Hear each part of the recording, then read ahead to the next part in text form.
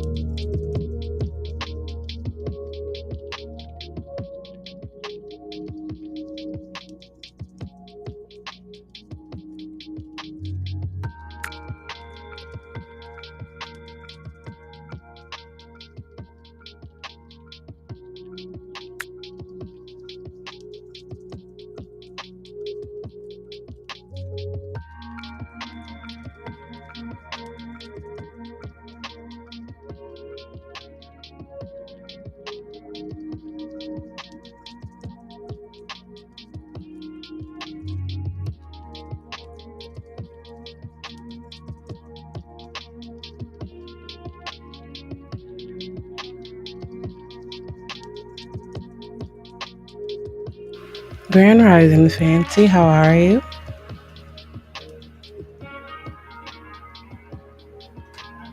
So, yesterday I told you guys that I was selected to pitch my business for the largest music festival tech conference. And I had chose a song, and they were like, "Oh, you can't use that. Someone else is already using it." And so I was like, "What other song am I going to get that is going to speak to what I do?" And I found another song. So I just submitted that over. I'm excited, really excited.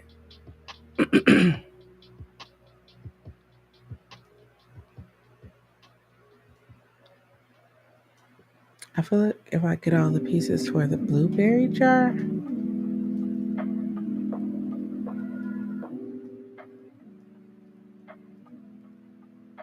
I'll be good. If I put all the jars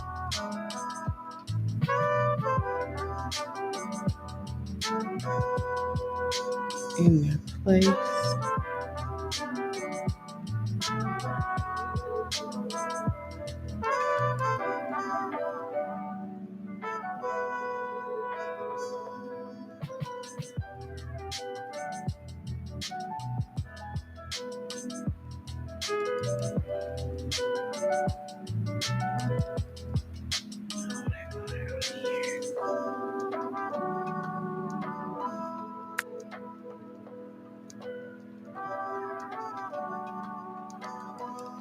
I'll just sleep fancy.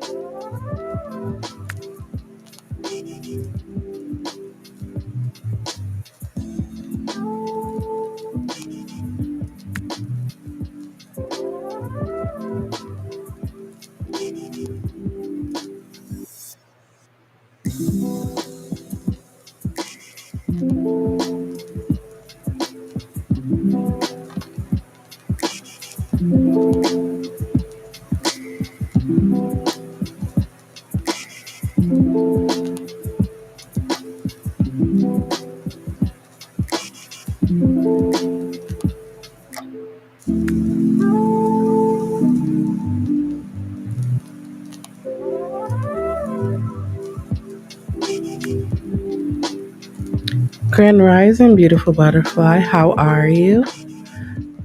Finally get to see you live or talk to you while live. So dope. I appreciate all the love and support that you have shown me throughout the years.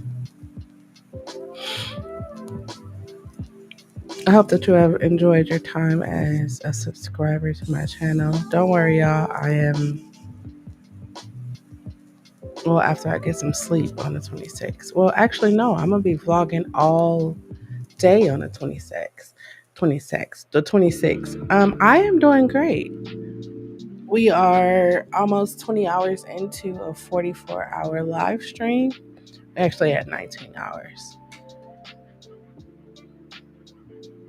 And we have 24 hours or 25 hours left. I'm super excited. I have so much to share, so much to put together, but my life has been moving at an exponentially fast rate, super fast rate. So I'm gonna be playing catch up, uploading things, sharing things. Um, I tell myself when things be happening, I say, okay, don't forget to pick up the camera. But I always forget. It's like I just be enjoying the moments as they are happening. And I figure I can come back and tell you guys what happened after. But as we progress, or as I continue this year in 44, so I'll be 44 in 24 hours. Wednesday is my birthday. I'm super excited about that. I'm definitely taking a nap. Definitely gonna be taking a nap today. Ugh. So I have to prepare a pitch. I have to do a lot. Well, my pitch is already prepared. I just have to go over it. So I'm gonna be sharing a bunch of stuff. I'm gonna do some work in a minute after. Well, actually, I did finish this puzzle. I'm gonna do some work. We're gonna have a just chatting stream, or maybe we'll have a silent stream. Still haven't figured that out yet.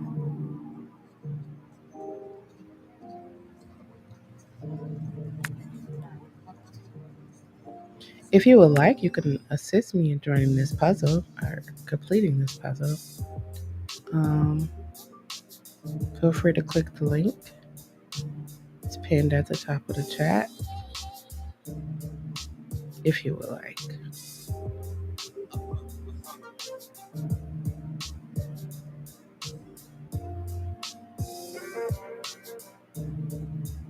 Hmm.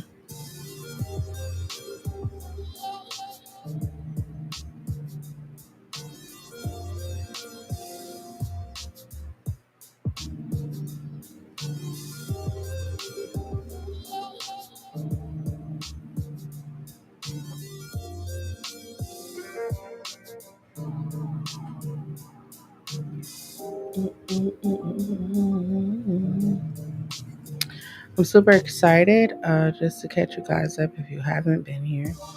Um, I I have a concert series that I do. It's called the MKE Live Groove Edition, where I pair independent music artists with a live band.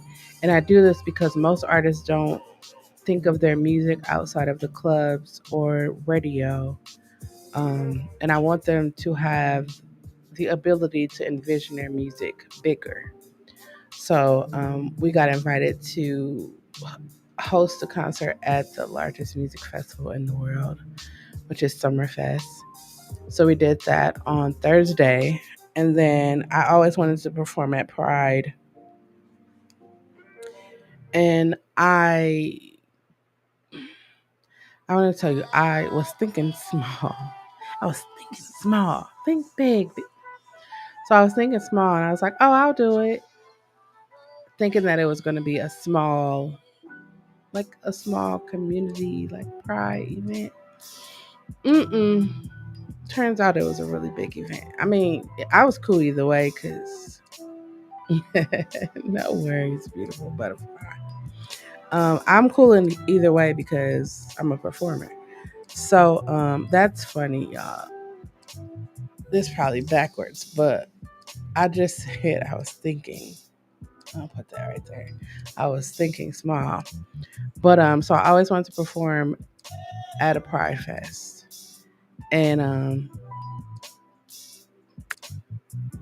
so this past Saturday I had the opportunity to do that. I actually been on a roll with stuff. When you actually take the time to stop and think about the things that you've been doing, I've been doing a lot of things, all of which I am grateful for, of course.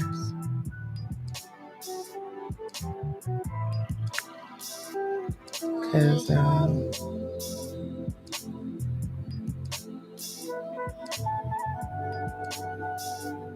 yeah, I'm super grateful for it. And then yesterday, well, earlier this year, I had submitted an application for my business to pitch at a Summerfest Tech Pitch Competition. And I didn't get accepted. I got denied. Well, I should say I got delayed. That's what I should say. That's what I'm going to say. I was delayed because I got a message yesterday. It was like, hey, um,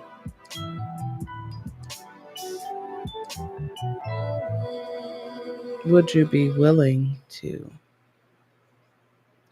Would I be willing to what? Would you be willing to pitch your business on June 26th from 3 to 5? And I said, it's my birthday. Of course I'm going to pitch my business on my birthday. It only makes sense, right? So I'll be doing that. And then I have a concert that night, on Wednesday night, tomorrow night. I have a concert, and one of the artists backed out, and I was like, you know what? Instead of like trying to find another performer, I said I'll just perform.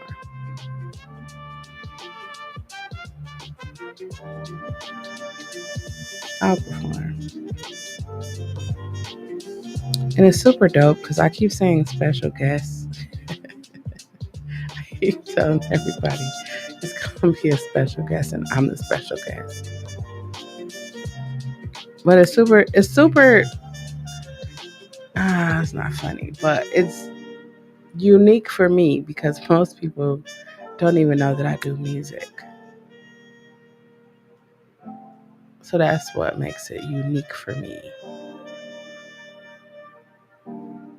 Like, we had band rehearsal and the drummer couldn't come. So I'm like, hey, I'll fill in. And they was like, fill in? What? And so then I started playing the drums and they was like, wait, you play the drums? I'm like, yeah, I'm a musician. I do this for real. They could not believe it. And sometimes I forget that I'm a musician because I haven't played in a while. But somewhere in these 40 or 24 hours we have left, I'm going to create some music. Of course, you guys know I sing because I do karaoke every Saturday. Except for last Saturday. I think I missed 3 Saturdays. In the last 6 years, I missed 3 Saturdays.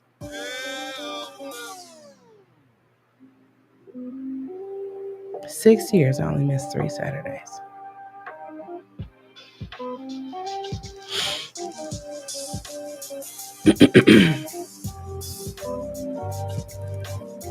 And I only missed them because I was either sick or I just could not.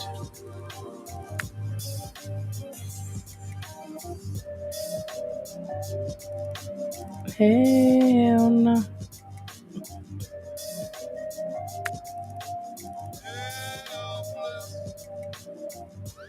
Yeah, but got so much to catch you guys up on. Guys, girls, and non-binary people.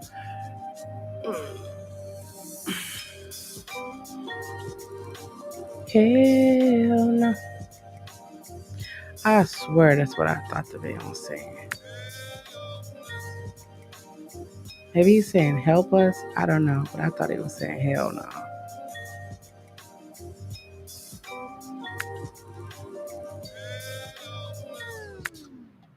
So I think he's saying hell no. That's totally what I think he's saying.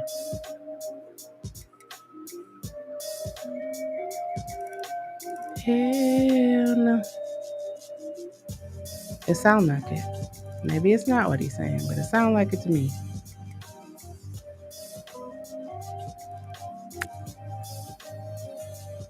So I was gonna do a longer live stream, but I can't because I have to make sure that I am at the place at. Actually, I'm gonna go before. We have to be there from 12:30, or we're gonna do a run through at 12:30.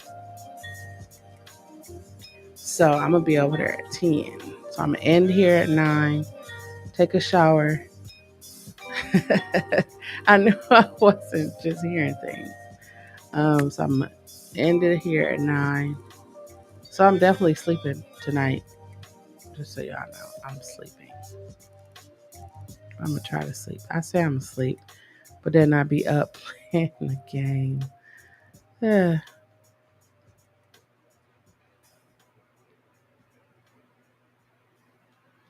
And you know what? I said I was gonna do work, and I'm like, I'm taking the rest of the not year, the rest of this month off, so I'll do it then. I'm gonna play the game. I'm gonna do a lot of stuff today.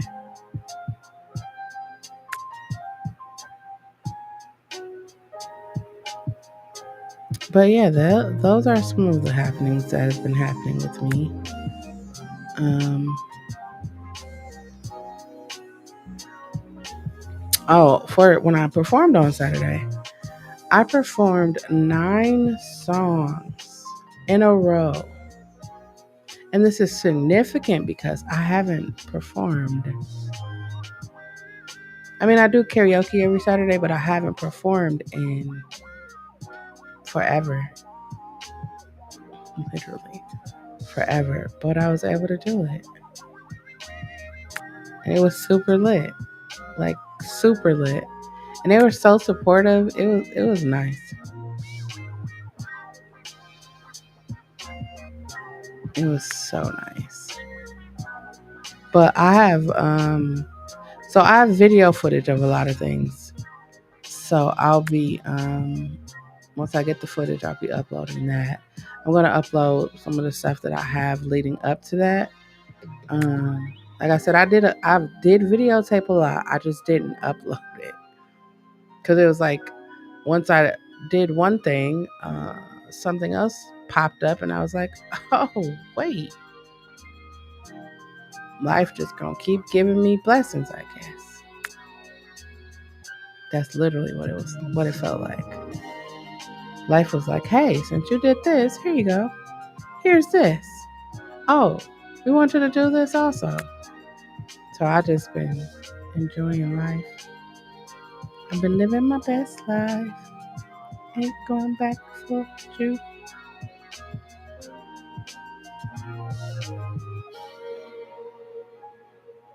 So I literally been living my best life.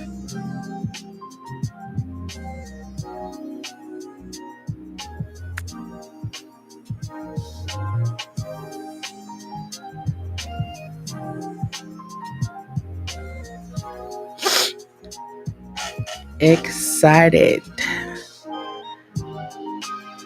Thank you, beautiful butterfly. Because these last 4 years has definitely been a challenge. But I mean, I say it's been a challenge, but it ain't nothing I haven't faced before. And that be the thing where I be coming here and I be talking. Like on Sunday, this coming Sunday, we're going to talk about, because it's still Pride Month. So we're going to talk about allies and how people could, here's my spiel. Here's my spiel. We're all family here, right? So here's my spiel. I get that people don't. I feel I'm not even gonna sugarcoat shit. I'm about to be 44 years old and didn't get there from sugarcoat. I feel that people have such a negative look on homosexuality, and it comes from the church. And this is no knock to any religious institution. It just causes people to look at homosexuality in such a negative light, And so instead of people like embracing the people who are experiencing or like who are walking the road of homosexuality, the first thought is hate, and the first, or it's hate, denial, and the refusal to accept what is. So we're gonna talk about that on Sunday, because it truly hurts my heart to hear that parents who, especially mothers who have a baby on the inside of them for 9 months, 10 months, however many months you have, however many months you carry, because people carry at different, you know, that you will have something growing on the inside of you, and then you will decide to allow someone else to tell you how to treat that child. My mind can't. It. I've been trying to comprehend that. My mind can't comprehend that though. Like I get it, or I say I get it. Y'all saw my eye twitch. I try to get it. I just wouldn't allow somebody outside of, like, you're supposed to. Because here's my thing, right? For 9 months of the child's life, before it even gets here, you are doing everything you can to protect the child. Everything. You're watching what you eat, where you go, what you listen to. You are doing everything you can to protect that child. And then when a child come out and it doesn't identify as you want it to identify, you treat it different. I don't know. We're gonna talk about it though. Well, I'm gonna talk about it because that's what I do. I talk about things that most people don't want to talk about. Parents disowning their kids because they are gay. Like, come on. The world is already hard enough. The world, period, is hard enough. I think the safest place for a child should be their home. That's just me. And then you have the people that say, well, I don't agree with it, so I shouldn't have to. And it's not like, we get you don't agree with it. We get it. If you think about why you don't agree with it, you'll understand what I'm saying. If you think about where you first learned about homosexuality, you'll understand what I'm saying. I didn't have anything for breakfast. I haven't broken my fast yet. I'm trying to see. I think I'm just going to do coconut water. But yeah, there's so many different things that I feel people should talk about, but they don't talk about. Like, who's running for the president of the United States of America?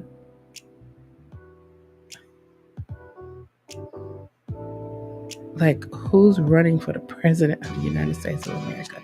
There's so many different topics we could talk about. Like, I'm definitely going to talk about. I want to try avocado toast. Like, I like avocado and I love toast. But if you got avocado toast, try that and tell me how that tastes. I've been trying to figure out what I want to do. So everybody's like, what do you want to do for your birthday? Be alive? I mean, I don't know. I don't celebrate 40. This would be 44 birthdays.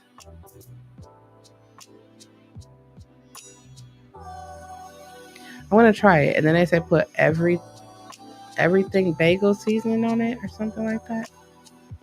I'll try it. But yeah, we're definitely going to talk about that on Sunday.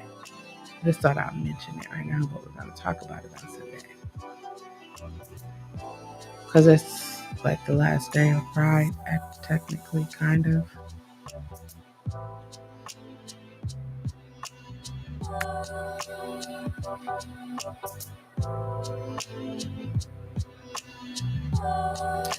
But yeah, I just want us to do better as human beings.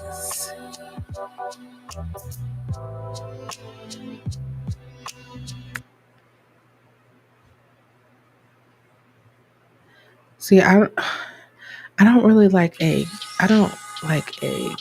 I can't say I don't like eggs because I don't want to eat eggs. So here's my philosophy. I got a lot of philosophy. A lot of philosophies, y'all. Just bear with me. So I don't want to eat anything that has to, you know, for me to eat it. I don't want to eat it. I just want to eat fruits and vegetables and beans, and I really don't want to eat anything. I just want to, I don't know.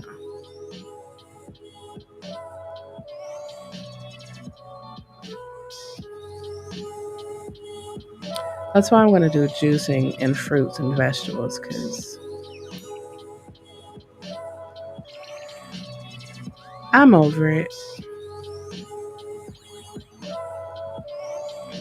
We're also going to talk about, maybe I'll have a discussion about this a little later. Like, we're surviving a global pandemic, and if you are not living your best life, if you are not doing the things you always wanted to do because of fear, because of doubt, because of any of those things, it's time for you to let that go and live. We are literally in a global pandemic that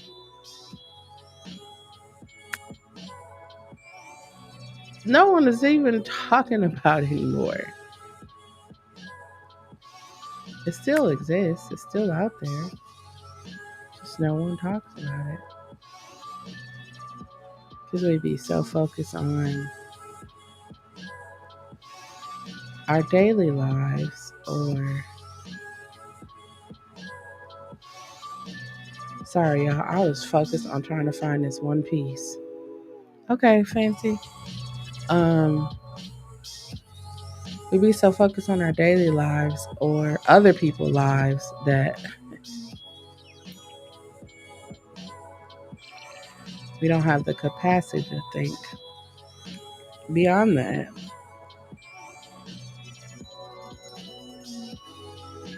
I be thinking about everything.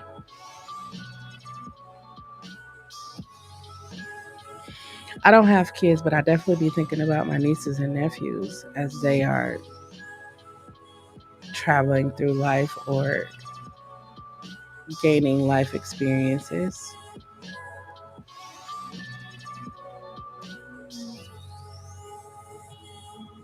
I think about them because, like, here's here's my thing. I don't have kids, and I say that because I want people to know I don't have kids.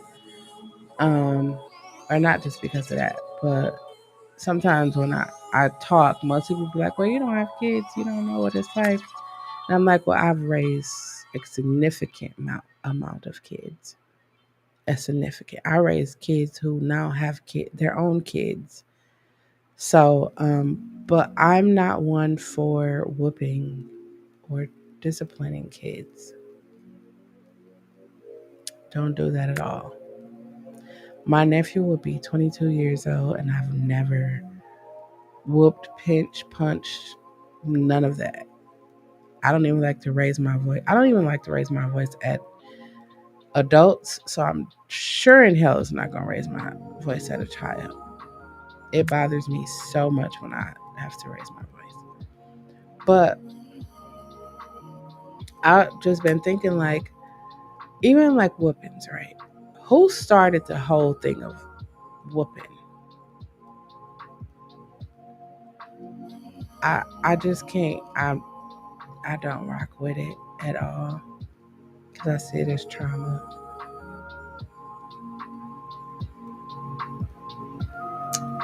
I see it as trauma, and I cannot get down with trauma at all. As someone who has experienced more than enough trauma, it changes you. And I don't want kids to be changed. I want them to be able to live a life where it's like I get to go get toys and I get to play. Because when they get to a certain, we all know when they get to a certain age, life is just going to be different for them. Right now, the kids, they should just be able to do kid things.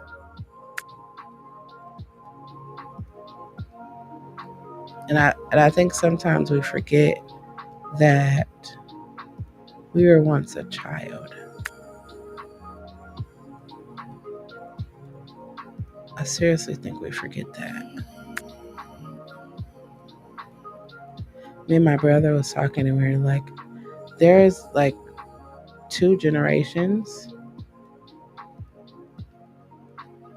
I say maybe more, but my brother's like, no, there's definitely two generations that didn't get hugged or told that they were I love you, that I love you, or anything like that. They was just they raised themselves. They raised themselves.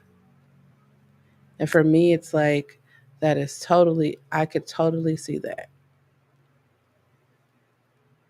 Totally see it. So I make it my business to hug my nieces and nephews, hug my brothers, hug anybody that I say I love. Actually, I be telling people all the time, please don't shake my hand. I'm sorry. I'm a hugger. And I do that because people don't get hugs. People we not we the only time we telling people that we love them is if they're sick or not me. As soon as I get ready to hang up the phone, I'll be like, I love you. And I want people to hear me say that. Because, like, if you think about when people pass away, right? They always be like, I didn't get to tell you I love you. And I'm like, just start saying it all the time. Every time you come in, every time you go out, just say I love you.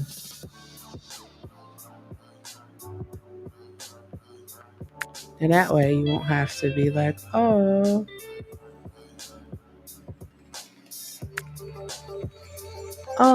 didn't get to say it.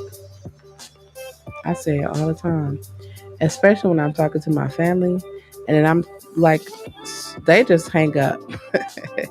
I realize, like my brothers, they just hang up. Well, before they would just hang up all the time. That's all, just hanging up, just hang up. And I'll call them back and be like, dang, I was saying I love you. And they be like, oh, I love you too. And my twin brother has this thing where he say, I love you more. It is the cutest thing ever. It's cute. He's like 43. But it's cute to me.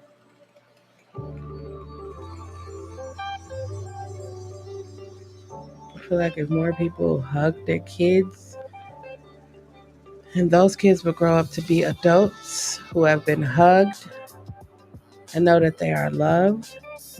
So they would treat the people that they get in relationships with differently.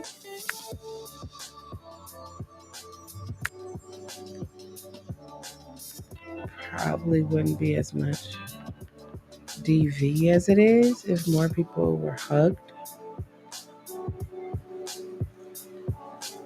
These are just my thoughts. Just my thoughts.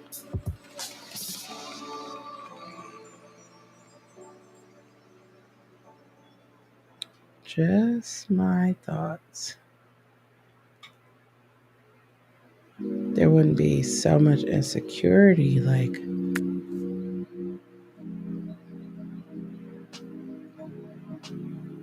people wouldn't be going to other people's phones. It's so much stuff I could talk about. As a 44-year-old woman, I just be thinking, like, I don't even understand the hoopla. And then you got social media, and now social media plays a part in relationships and marriages. It's beyond me.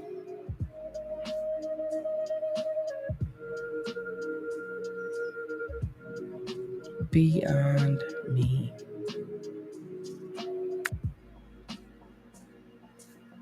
And I'm not here to say, oh, you shouldn't be paying attention to that person's phone. But we all know. If you grew up with a grandmother, if you grew up with that sounds so crazy to say, right? If you grew up with a grandmother, they wasn't checking them people's phones. They wasn't doing any of that because you know why? They knew when they went to find something, they was gonna find it. They already knew that.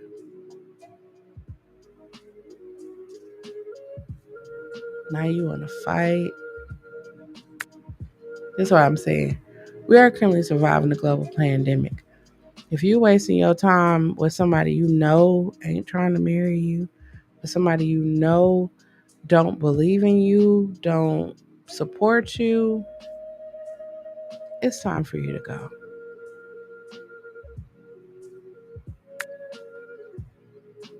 It is time for you to go.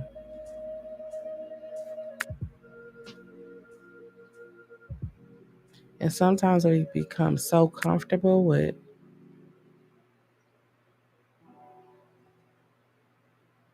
there we go right here. Sometimes we become so comfortable in the thing because we've been doing it for so long that we just stay there. I don't know about y'all, but I want better. And the only way you can get better is if you do better. So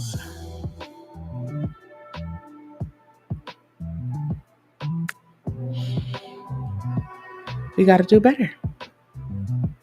Do better.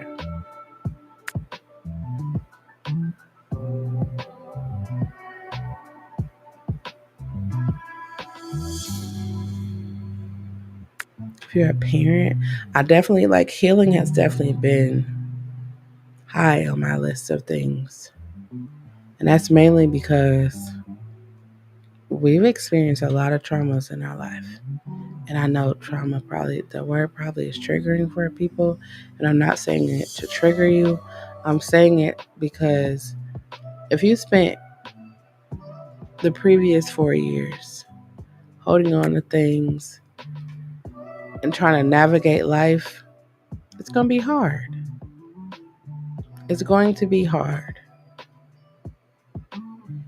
But it doesn't have to be hard. And healing is how that happens. Healing is how you can go from, I don't know if I can make this, I don't know if I could do it, forgiving, forgiveness,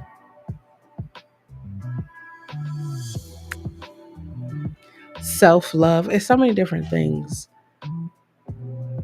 That's why I started the Nurturing Conversations podcast, because I was like, if we talked about these things, a lot of the youth would know they don't have to endure certain things.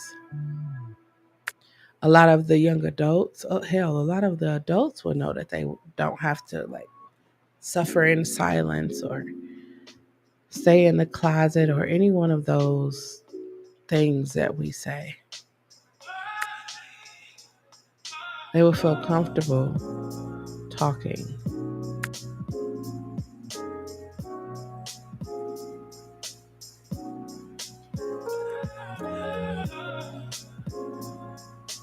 Mm-mm. And I think that should be the most important thing. Um, Thank you for the follow, Ice Tally. Ice Tally? I feel like we need to talk about more things. I realized when I was growing up that I was different. I was different. I'm very unique. And I'm very unique in the fact that I like to talk about everything. Everything. And I get it that most people are not comfortable talking about things. But I'm one that likes to talk about everything. Hold on. I realized my neck was bare.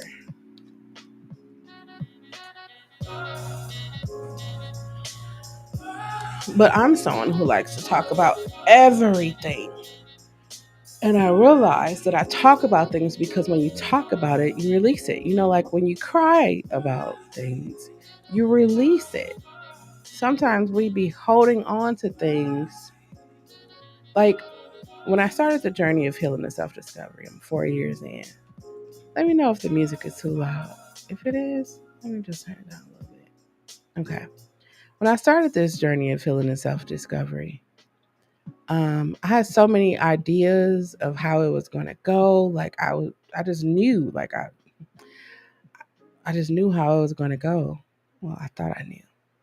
I'll say I thought I knew how it was going to go. But I wasn't prepared for the journey that it was going to take me on. And I would be lying if I said I was. I wasn't. I truly thought like I truly thought like all I had to do was cry and forgive the people that like did horrible things to me, and I thought I would be good. I forgave, but I really went through a lot. And it's something when you like go through a lot and then you have to go back and look at the things that you go through because then you have all of these feelings when at the same time you've already lived through those things. That's what I learned in therapy. I was holding on to um,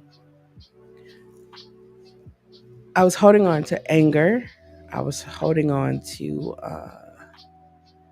bitterness. I was holding on to a lot of things. And then it started to like manifest in like physical ailments. Like I kid you not, I didn't even know like this was possible, but I was holding on to things and it started to manifest into physical ailments. And as I began to like go to therapy and see specialists, and like when I understood, I've been going, I've been sick. I'm not gonna say sickly. I'm not gonna say that, but since I was 18, um, I've been going to the doctors, hospitals. I've had literally every test possible. I think the weirdest, most craziest, most I will never do again is a spinal tap. Hi, Monica. Is a spinal tap. Never. I won't. It's a lot of things I won't do ever again. And that is one of them. Um, but I learned so much about like when I was younger. I felt that my parents abandoned me. Right. That's what I felt. Like I felt rejected by my parents, and I felt abandoned. And I didn't realize that those feelings or that those thoughts. It wasn't. I'm not gonna say it wasn't true because that's what I felt. The reality of what it was um I wanted my life to be a certain way. I wanted to have the mom and dad together, big house, fence, all of that. That's what I wanted. And so when I didn't have it, I was like, my parents don't love me. And unfortunately, that opened the door. So when I say, like, if you are a parent and you have kids or children or young adults or whatever you want to call them, um, it is important for you to hug them, love them, tell them how much, you are happy that they are here. Um, give them that inspiration, motivation, that encouragement. Because if you don't, someone else will. And I went to therapy and I realized that I, so as I was going through therapy, right? And I'm on this journey of healing and self discovery. I I'm a grown ass woman, excuse the French. I'm a grown ass woman, but I felt the need to go and talk to my parents. And that was the greatest decision I could have made. Therapy, I had a lot of decisions I made in my life, but therapy was definitely one of the greatest. Um, so I went and had a conversation with my parents, and I just wanted to understand like where they were in their lives when I was born. Because again, I told you I felt like they abandoned me, like they didn't care, didn't they just had me. I was like, oh, okay, cool, we got a cute little baby, you know, cool. But when I understood where they were in their lives when I was born, it helped me look at them. Um, it helped me look at them as human beings. And I know that sounds weird because they're parents and they are humans. But when you think about like your parents have had a life before you even existed, your parents had a life. And when I started to think about what my mom's life was like and what my dad's life was like, I was just like, holy shit, I didn't even think about I never took into consideration their lives before me. But once I got to understand their lives before me, it made so much sense as to my upbringing, as to why different things happened. And so when I went to talk to my mom, like I grew up in the household with my grandmother, my uncles, my mom, my auntie. Like I was like their little sister, but I was actually the first grandchild. So it was a different I had a different outlook on everything. It was different because I was going the same places they was going. I was It was different. Um and my mom, I understood the hardships that she experienced in her life, the things that she endured, and I understood them. I understood them like clear as day. I understood them. And then with my father, um, now I had heard when I was younger, I had heard that I had an older sister. I had heard it. No one really confirmed it. And then my father was like, "You had an older sister. She passed away 2 years before I was born." And so my father was like, nobody really talked to me about grief. He's an African American man, and he's like, nobody really talked to me about grief. So I just did what I knew to do, and what he knew to do was the streets, and so he just did what he knew to do to cope. And then he said I was born, and he still hadn't processed the fact that his first child had passed away, so he didn't know how to you know, be a parent, and I understood that. Like I went in, I'm not going to say that I didn't go in like, what the fuck happened? Like, that's how I went in there. But as they started to talk, it was just like I actually saw humanity in them. And I know that probably sounds really weird. I really don't care, but that's how I looked at it. It was like, oh my God, you had a whole life before me. And then I came and your life like just changed. And for my father, he was like, he didn't know how to deal. And then I was born, and like 11 months later, my brother was born, and he was like, I got two kids in a span. And then he was just like, he just didn't know. And then he passed away in 2021, but 6 years before that, he came, after we had to talk, he came, he started being more involved. And then he came and told me that he had prostate cancer.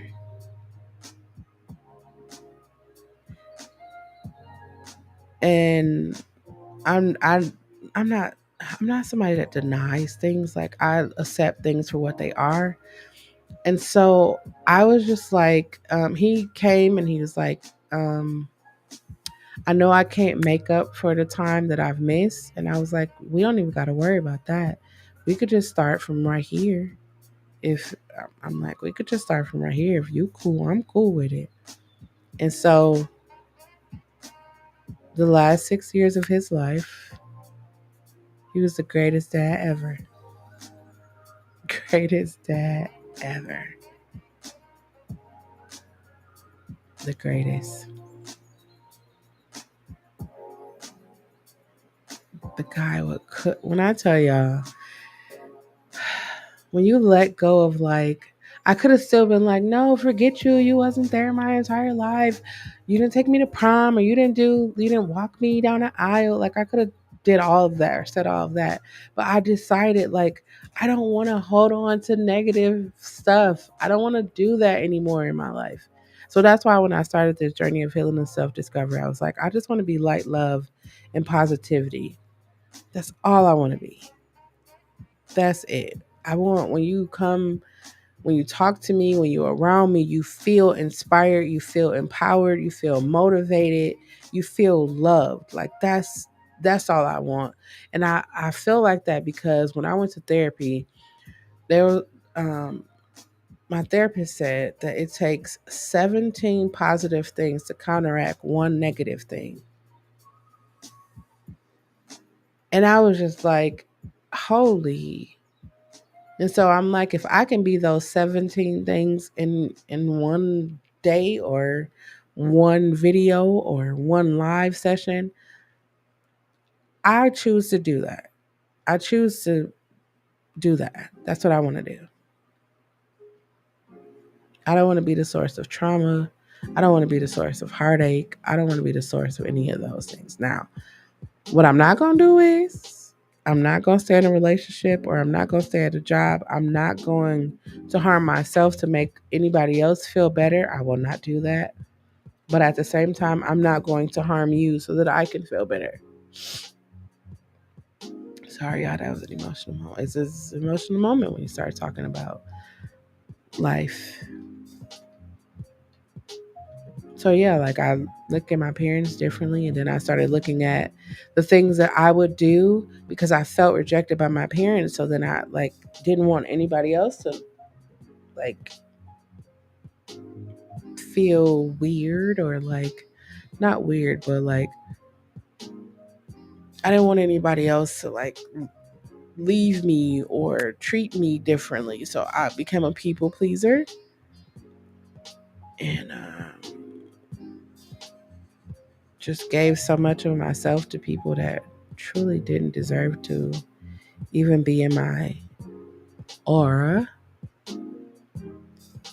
And I definitely learned from that. I definitely realized once you realize something, I realized like, yeah, I was definitely giving, I was giving so much of myself.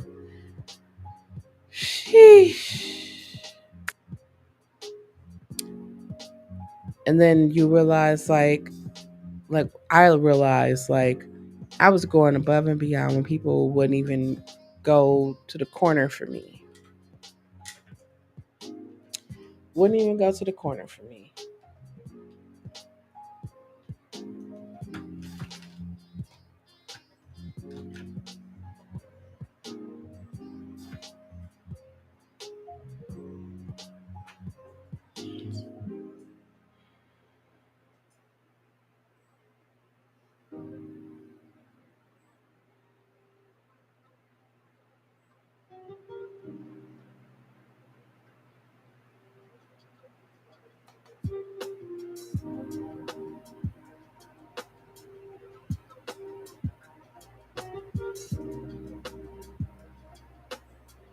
Mm,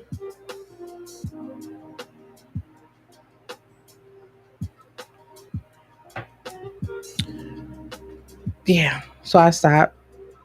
You know, let me tell you something that's really crazy. As long as you're being the person that's like giving all that you have and um, being the life of the party and like you just giving everything, you are the most amazing person ever. You are the greatest person ever, right? But the moment you decide that you're not going to be a doormat anymore and that you want to like be more than just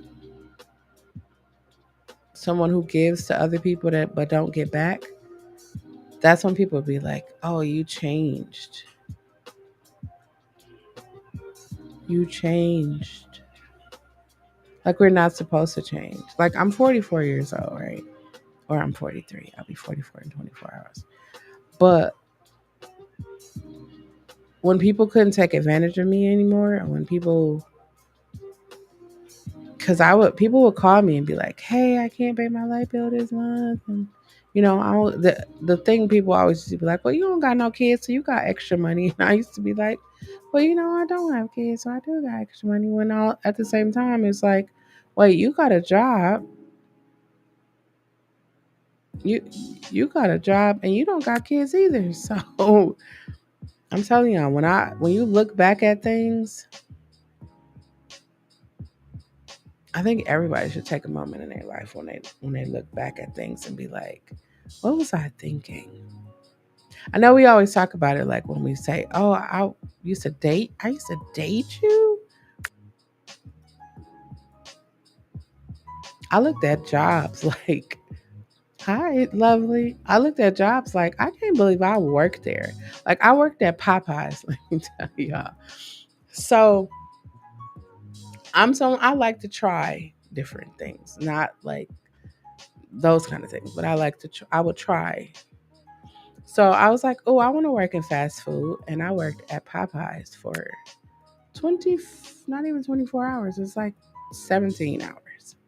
So what had happened was my first day of working at Popeyes, I went in, I got my uniform and everything. I was working. I was having fun. It was cool.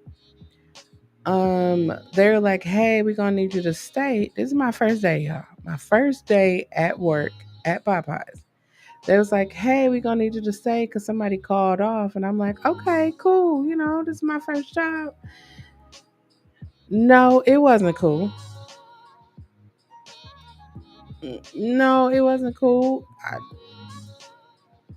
They had me up in there like I was only supposed to work second shift. They had me up in there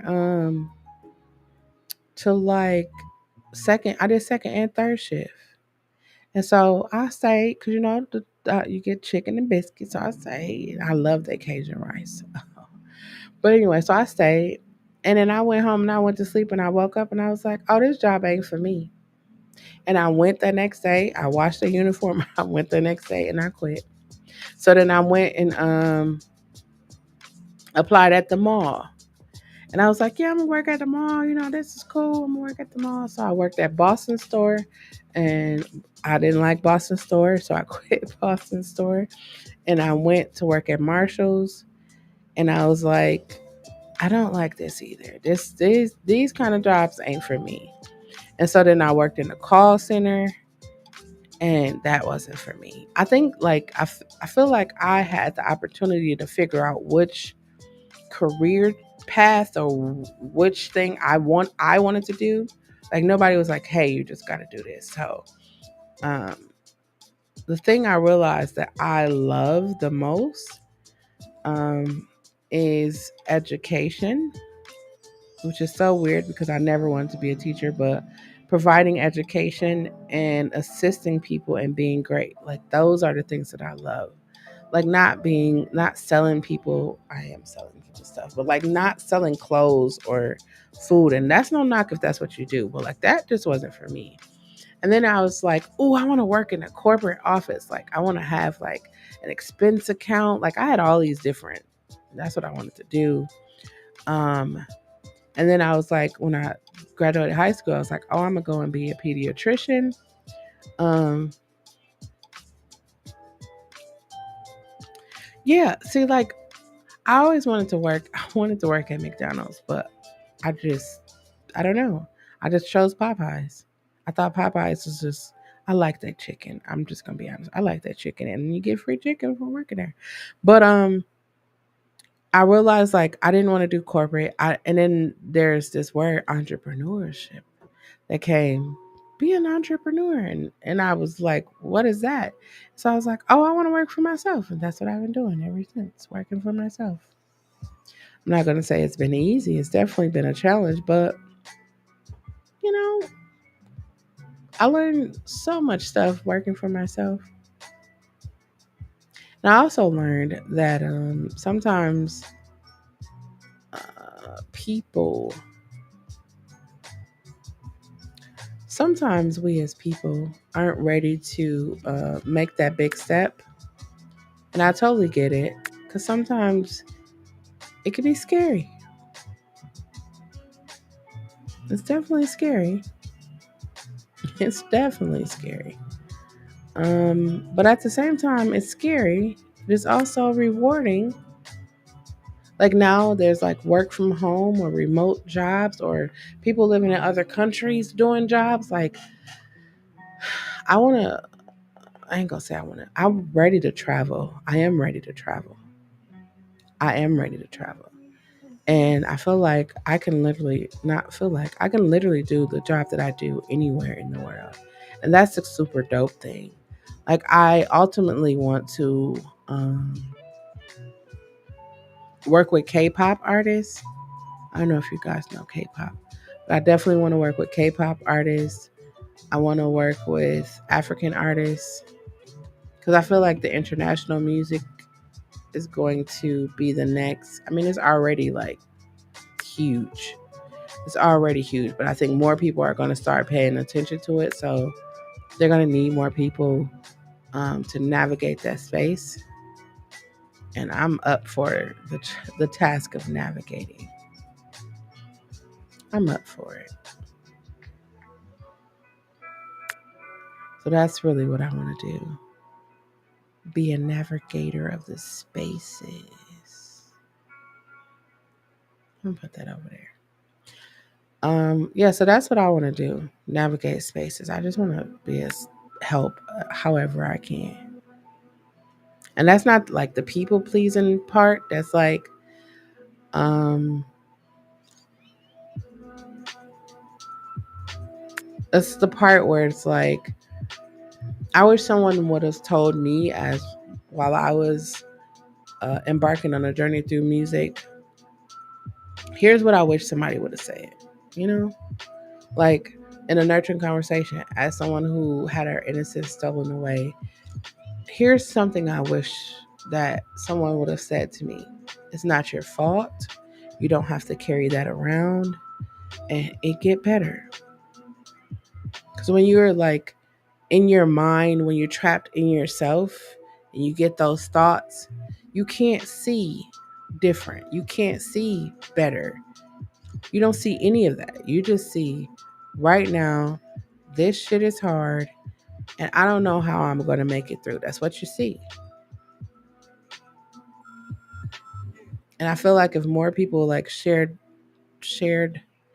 I'm stuttering. If more people shared their story, a lot more people will know that you can make it through.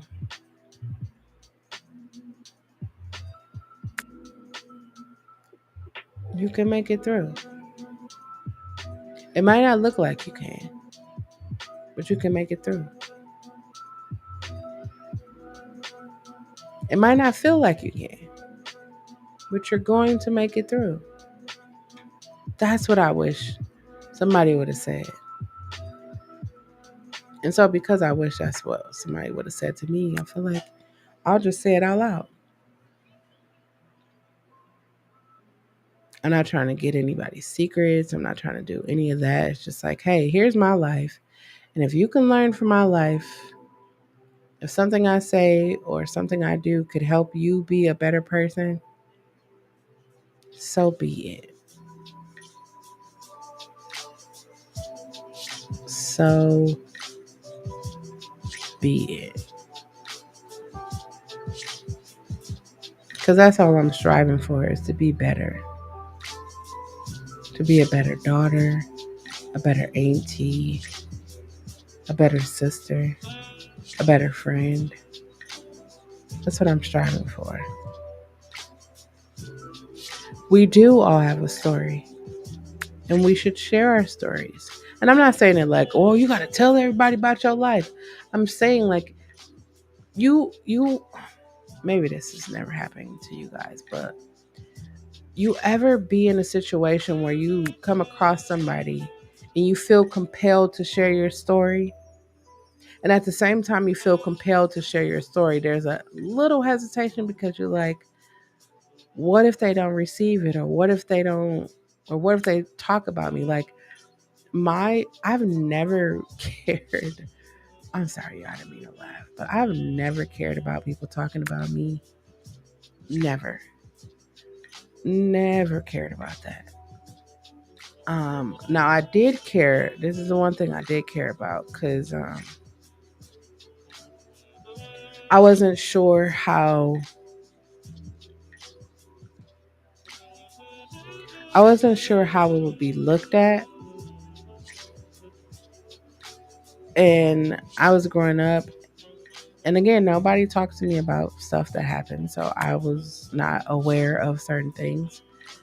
But as I got older and went to therapy, and I started to realize, like, oh, that makes so much sense. We should tell people, like, the things that you experience that other people inflict on you. You don't have to carry that around, because that was I was carrying a lot of traumas around, and I definitely didn't trust people. Definitely didn't trust. Didn't kind of. I'm not gonna say I don't. I just I'm very cautious. That's the word I was looking for. Very cautious when it comes to um, interacting. Very cautious.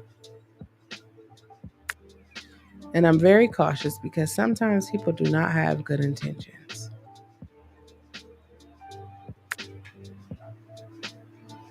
I I don't I don't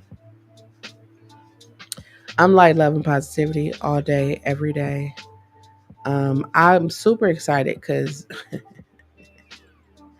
you guys know the saying where it say if you don't have anything good to say, don't say anything at all. I A situation happened in my life and I completely understood that. Like, like you're like, what you mean completely understood it? I understood the don't say anything at all part.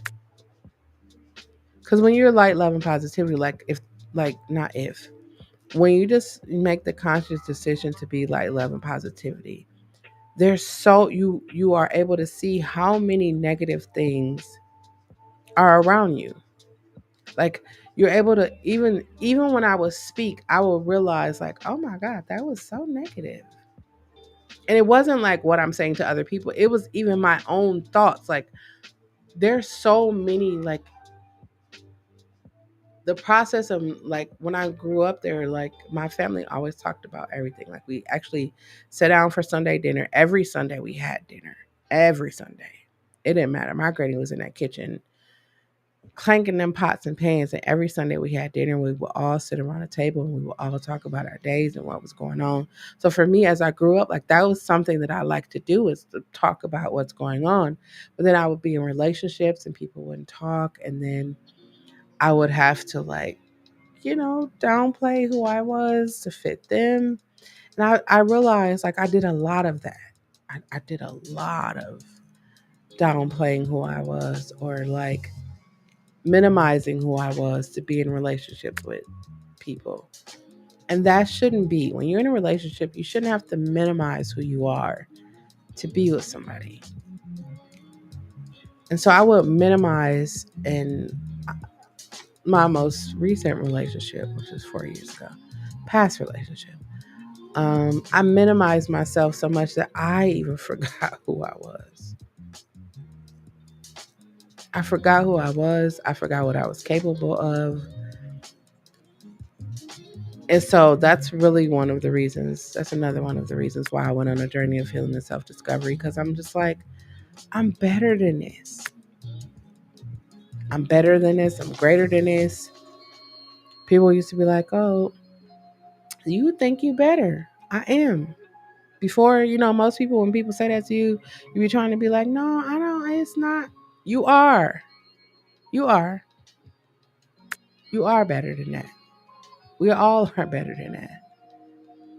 It's just that we are not allowed to be better.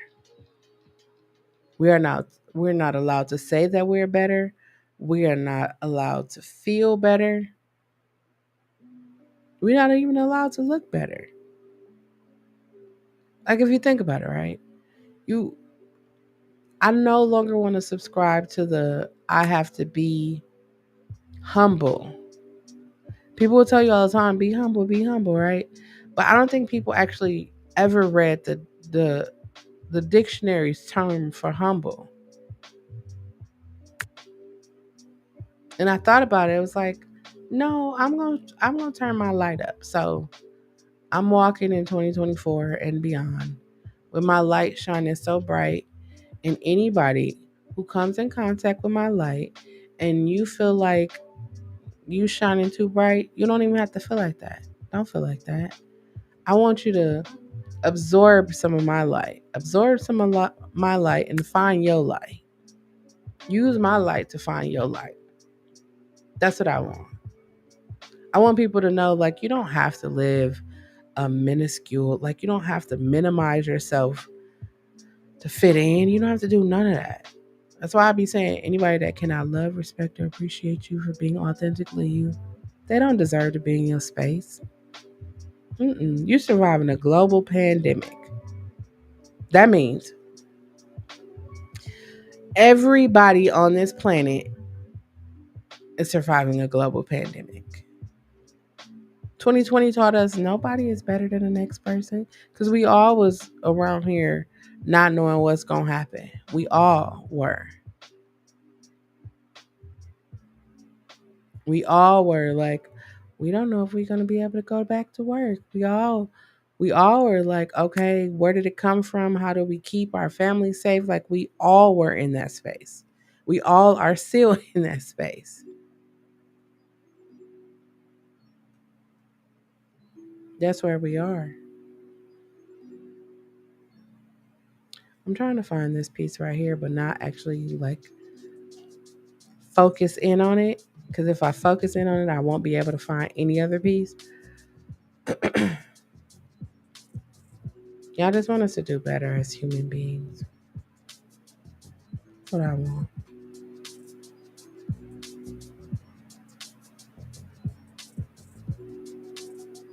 I be having moments where it's like, hey, you should call this person.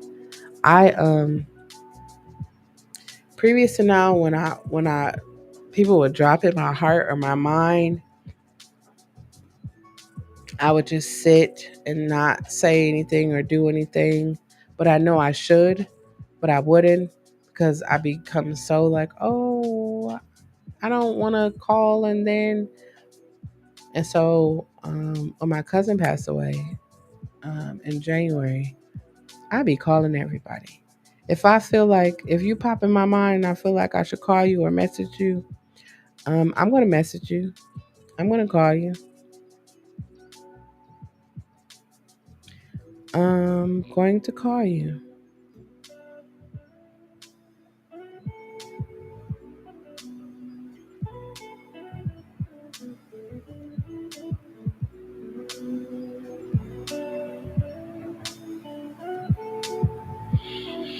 I am going to call you. I'm going to message you. My thing is leaving voicemail messages. I'm an 80s baby, so we had voicemails. Y'all remember answer machines? I don't know what era y'all grew up in, but we used to like play songs from the radio on our answer machine. That was so dope. You know what? I think I'm gonna start doing that. I'm gonna start doing that again. That was so fun.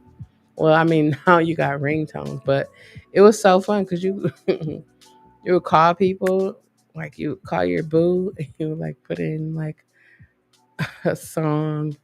I don't know. I used to have some really fun times. Really fun times. The really amazing thing is, right? When I was growing up, I could not remember a positive thing that ever happened to me. A ton of positive things happened to me, but the only things that my mind would focus on was the negative. I could tell you every negative thing that ever happened to me. I could tell you that. Now I have more of a well-roundedness view of my previous life or the life before now. Um, because before when I used to talk about my, oh, it was the most terriblest thing ever. Like I couldn't remember. I couldn't remember the sound of my grandmother's voice. I think for me that was a really scary thing because I love my grandmother. Like she's a like that was so scary because she was so integral to my life and I could not remember the sound of her voice. And that's a scary thing. Like I've been telling people like making memories or like I'm grateful for like platforms like YouTube, Facebook. Like those are the one of the reasons like I'm really grateful because there's like a history like you could always go like I have a music YouTube channel. It's called Midwest Hummingbird. I had it for like 20 plus years. Whew. Whew. Um and I go back and look at the videos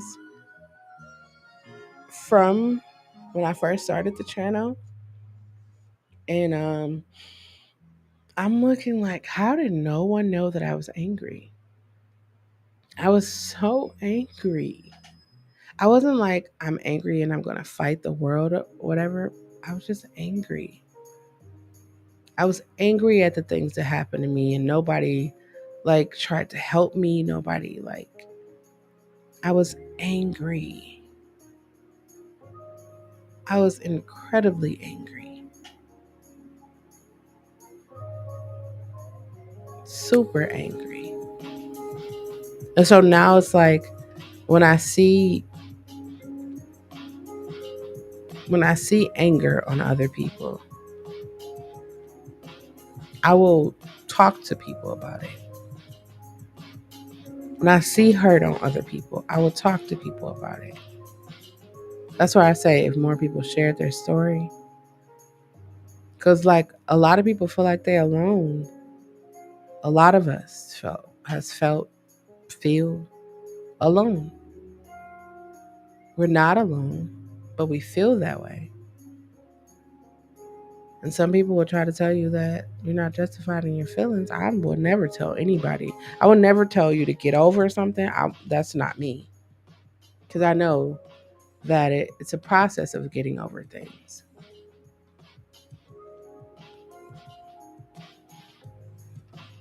4 years ago, I wouldn't even say the name of the person who stole my innocence because I felt like I don't want to give them the power. I just got my power back. I don't want to give it to you. When the entire time I've held the power, I hold the power.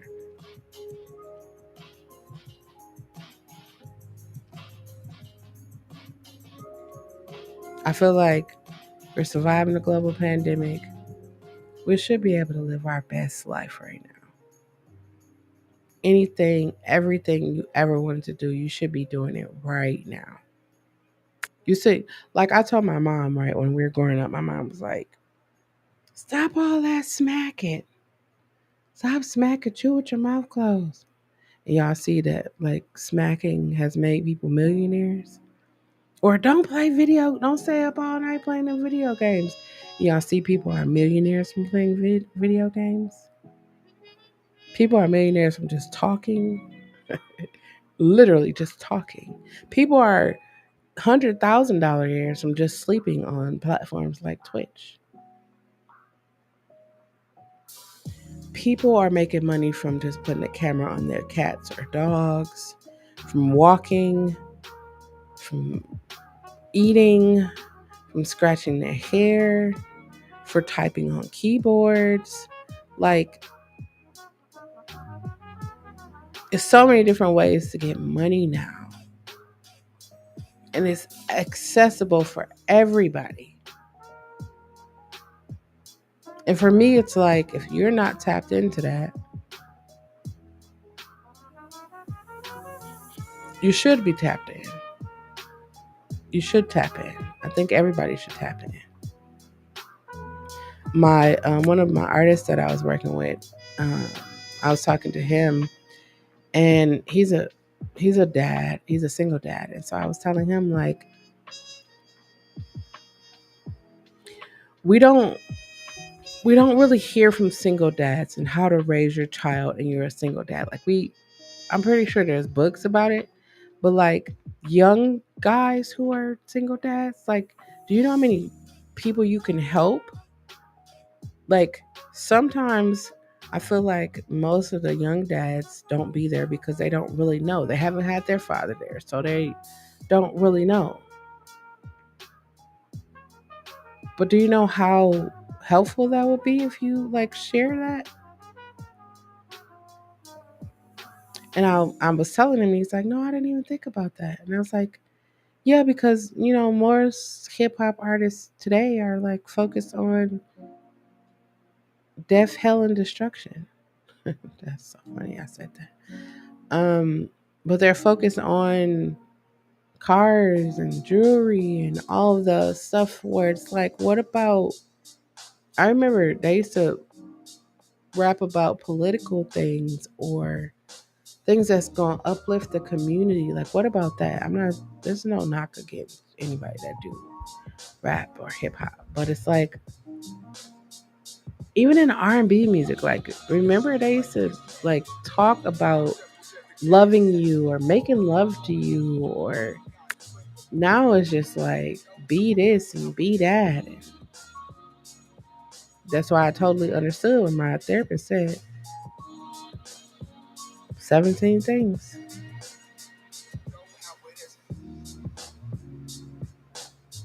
See, that's what I'm saying. I told so I have like business coaches, I have mentors, I have all kinds of things, right? So I was talking to my mentor, and I was saying like I am the only reason why I am not in the place where I envision myself being. I'm the only reason why I'm not a millionaire, billionaire, whatever it is. I am that only reason.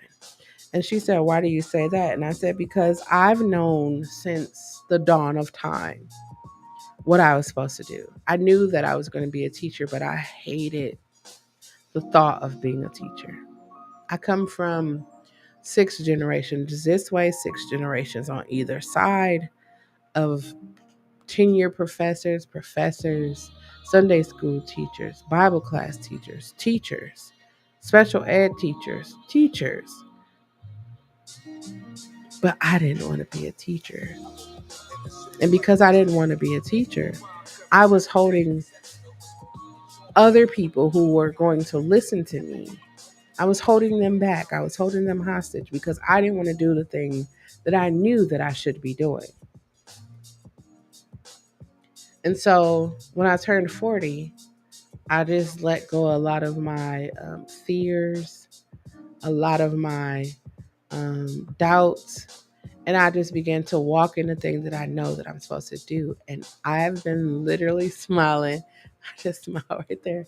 I've been literally smiling the entire time because I am happy. It has made me the happiest, especially understanding what it is that people really want to know.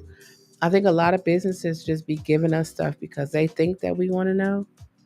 Like Spotify, I think the guy has been able to make billions of dollars from just giving people what he feels they want.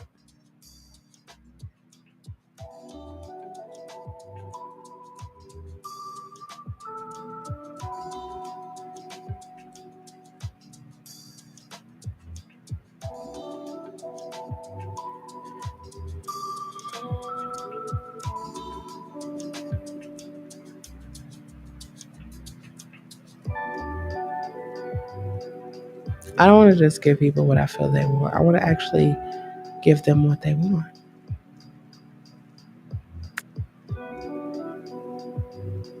Just like, so I have a platform for music artists where they can connect with other music artists. They can take courses. They can understand the business of music. They can get help navigating social media. Not like a social media manager, but like, okay, you're a hip hop artist. You want to get more fans. Um, it's not putting out 16, 11 mixtapes. It's not going to get you more fans. You have to actually talk to people, engage with people. You have to actually get out of your comfort zone. Like that's what these last 4 years have been me shattering my comfort zone. That's what I'm gonna say. Shattering. Yeah, shattered that. Because if you don't, you'll be in the same place. You'll have the I'm gonna do it one day. You'll forever have a one day, and that one day will never come. And then you'll find yourself in a situation where you just be like, man, I shoulda, coulda, woulda. And I'm the type of person, I'm not living my life with regrets. I don't regret who I dated, who I was in a relationship with, situationship with, adult situation. That's it. You have to be the one to break through. You have to be everything comes down to you. I wrote a song and I say, can you imagine seeing somebody doing the very same thing that you know that you were like born to do?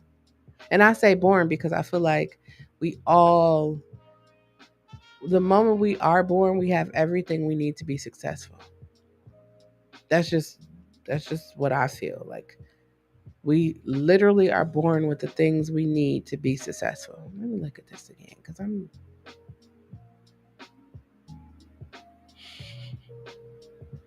everything we need to be successful. I feel like we are born with it.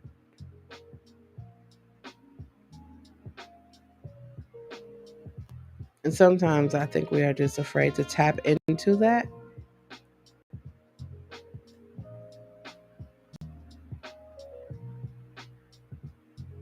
We are afraid to tap into that very thing that could change the course of our lives.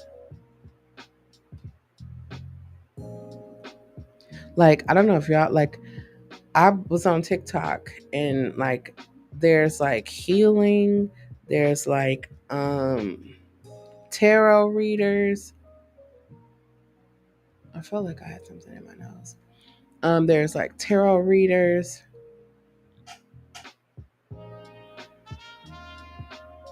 Yeah, so that's like I tell people like my most creative hours are from like midnight to 7 a.m. And then like that's when my mind is like free to think and I don't have to worry about anything. And when I say worry, I don't mean like, oh my God, I don't know how. It's like I'm free to just be and think and yeah, that. Um but the more I like got out of my comfort zone, like I did Sunday night dinner and convo, right? I knew the entire time that I was doing Sunday night dinner and convo, I knew that I wanted to call it Nurturing Conversations Podcast. I knew that. I knew that was going to be the name of it. I knew the topics that I was going to talk about. I knew all of that. I just wasn't, I just was too afraid to put the title on it. It was just me. And then one day I was just like, you know what? I don't even know why I was afraid. That is the really crazy thing. Like when you think about why, I just be like, I don't even know why I was afraid to do that. I felt like the very thing that I hated, the very thing that I was like, I don't want to do that, has been the very thing that has blessed my life tremendously. And so now I feel like sometimes we try, like our bodies try to protect us from things that it feels are going to hurt us. And so I don't think my body was just like, girl, no, we're not gonna do that. I do feel like my body was just like, hey, um, in order to do this, you have to be so comfortable with, and I tell myself, like, oh, I'm with it. Let's do it. Let's do it. And the more I talk to myself about doing something, here I have two podcasts now. I have a music business podcast. I have the Nurturing Conversations podcast. Well, I have Melanated Musicology, and I have the Nurturing Conversations podcast. And I didn't even plan to have a podcast. I didn't, but I do. I have two of them now. I wanted to be I wanted to be comfortable with my voice so I could start doing public speaking. And so I would come here and I would do the podcast and I would sing the songs for karaoke. And in this pandemic, I've been doing a lot of public speaking. A lot of public speaking. I've been sitting on panels. It's been great. A really great experience. But had I not got out of my comfort zone, had I not threw caution to the wind, I feel like a lot of times we stop ourselves from being great. So that's why I said I turned my light up. I'm walking in greatness. And I hope that when people experience my greatness, they're not like, oh, she thinks she better. Because that'd be the main thing that people be saying. And for me, it's like, who invented that? Who said that? Who was just like, you think you better? Here's another one of my philosophies.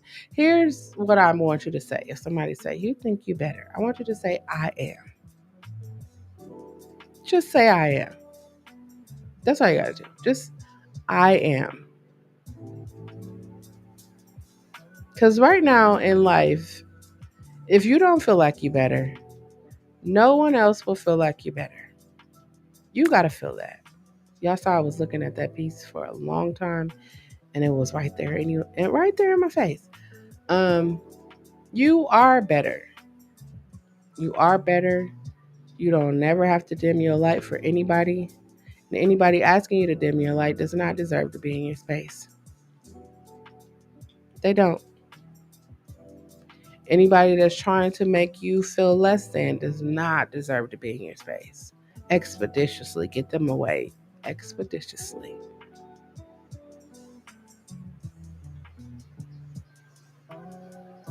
As I was saying, we are surviving the global pandemic. Like, now is the time for you to be living your best life. Like, truly living your best life.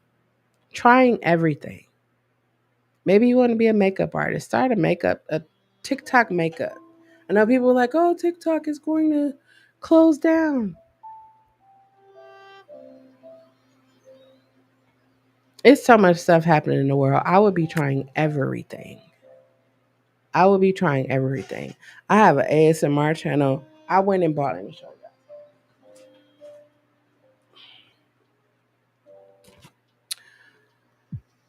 I went and bought this for my ASMR channel. So I'm gonna be using this for my ASMR. Y'all see it say ASMR effects on there. I got that. I got all kinds of stuff. So I'm doing ASMR. I'm doing mukbangs. I'm doing everything. Y'all see, I started doing workouts, meditation. I've been in the meditation space for a minute. I do yoga. I'm gonna start doing yoga on camera. I'm gonna start doing yoga on camera. But I'm in a totally different space. Totally. And I feel like the moment I actually embraced the light, love, and positivity, I felt a shift of my life. I felt a shift, like a total shift in my life. Like I went from being afraid to do things to now it's like, what's next? Like I wanted to score a documentary. The first year of the pandemic, I scored a documentary. I didn't think anything more than me scoring a documentary, but the documentary that I scored has been in multiple film festivals. It's currently streaming on HBO Max. And I've never celebrated any of my wins. I never celebrated any of the phenomenal things that happened to me in my life. And a lot of phenomenal things have happened to me in my life. And I never really celebrated. Like I was the first African American to graduate with a music degree, the first African American to perform a singing recital. Like those are history making things. And I never celebrated it. When I think about my life, it's like, think about your life. You've probably done some really significant things, but because the people around you probably wasn't active or doing things. You probably just like, probably got a raise on your job and you were so excited. And you probably told people and they were like, girl, that ain't nothing. People get raises all the time. But you were excited about it. I totally get being excited.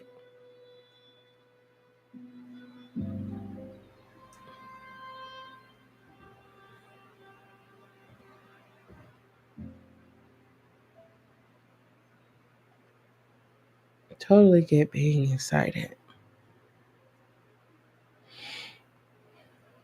That's why I'm choosing to share everything that I'm going through or I went through.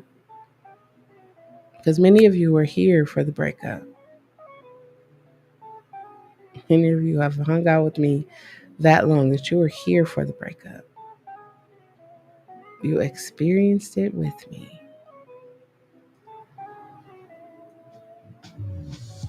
And people need to know, like, life gets better. But you have to do the work. I'm never gonna negate that. You have to do the work. You have to do the work. I could have just been like, yeah, let me go hop in another relationship because that one didn't work. I could have did that. But at the same time, I was like, I'm getting older and I don't want to keep going through the same things. I don't. I want the next relationship that I'm in, if I decide to be in another relationship, I want it to be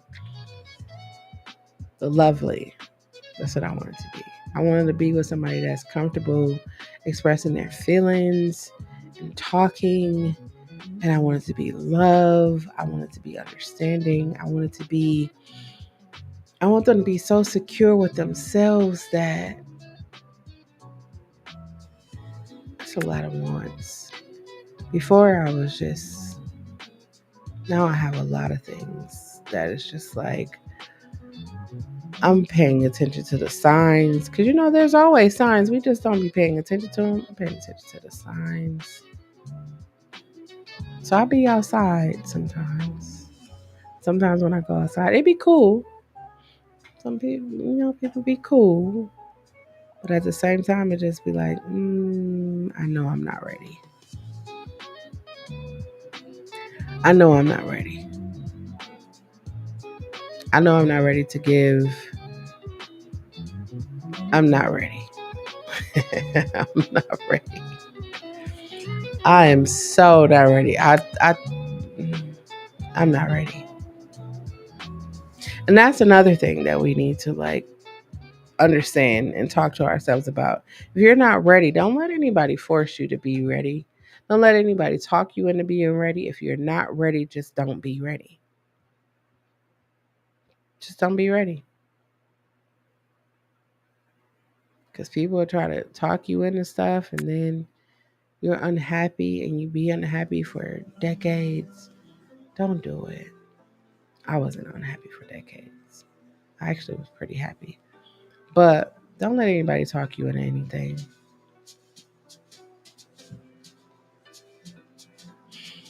Because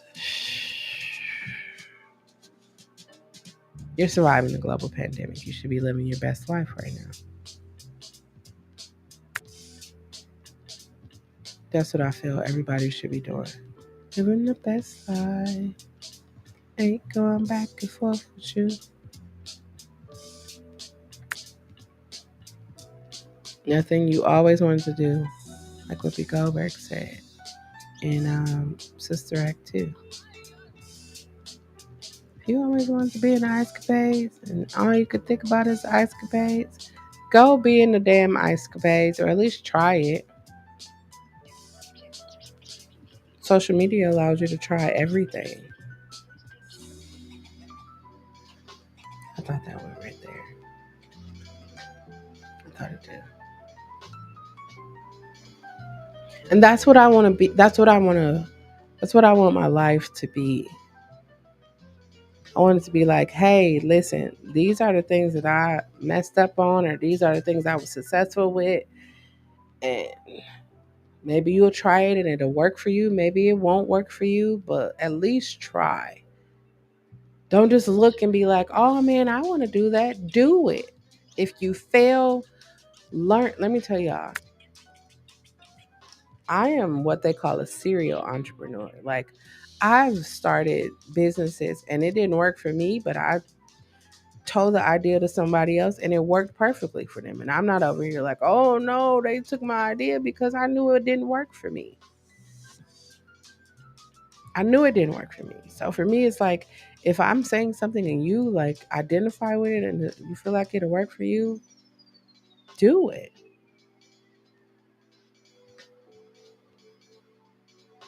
Do it. I had this idea that you guys are going to see in a couple of weeks, to do children's books, but not just release them, but like do audio books on YouTube. So you guys are going to see, I have those. I've been creating those. I'm telling you, I got all kinds of stuff that I just was like, I'm just going to try it. Like, think about it, right? Um, Jeff Bezos and Steve Jobs, like they were just in the garages and like, hey, we're gonna do this and see if it works. And now look at they billionaires. A lot of people is no, no, we don't want it. It's not gonna work. Like, let me tell y'all. So I have a music tech platform, and I'm saying that just in case somebody came in. I'm a music tech person, and so I was pitching for the last 6 years. I've been pitching to multimillionaires, billionaires, a lot of people with money. I've been pitching, pitching. It's where pitching is where you like say, hey, this is my business. This is what we do. This is why we do it. Here's why you should invest. I've been doing that for 6 years.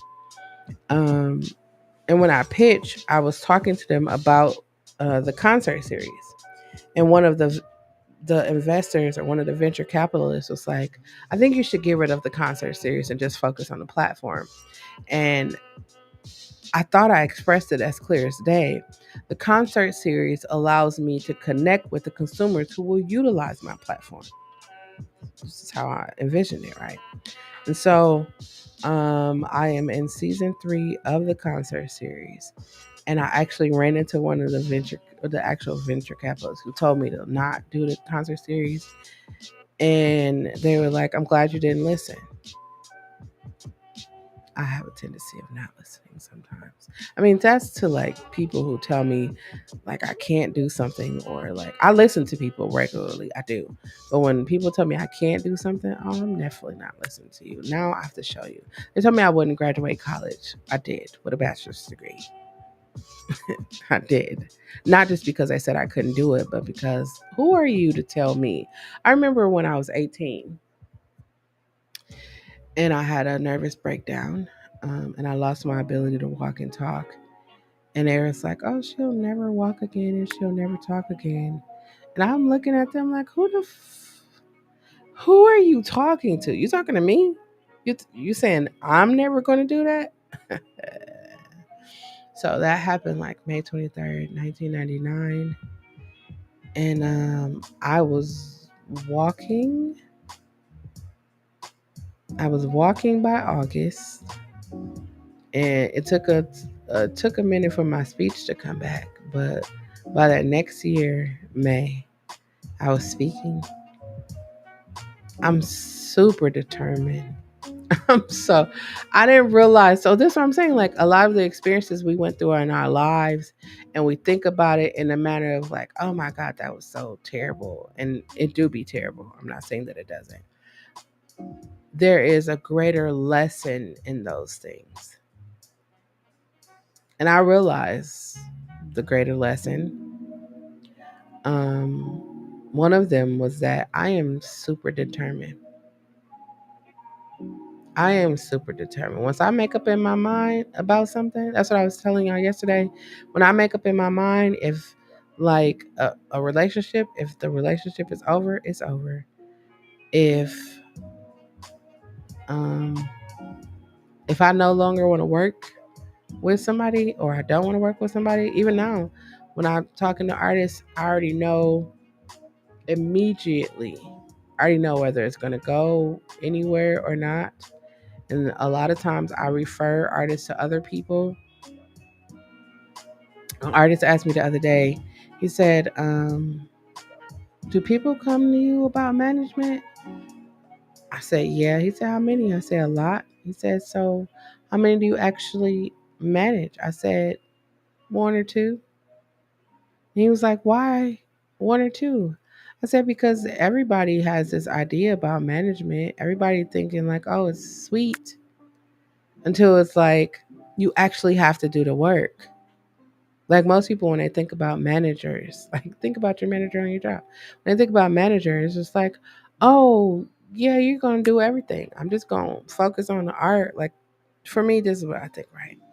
I think for a manager, someone who manages artists, you are like, yes, you are the person that helps them get gigs. Yes, you are the person that makes sure that they arrive at the studio time, at the studio or at wherever they're supposed to be at the right time. But you are also the person responsible for making sure that the artists take care of themselves.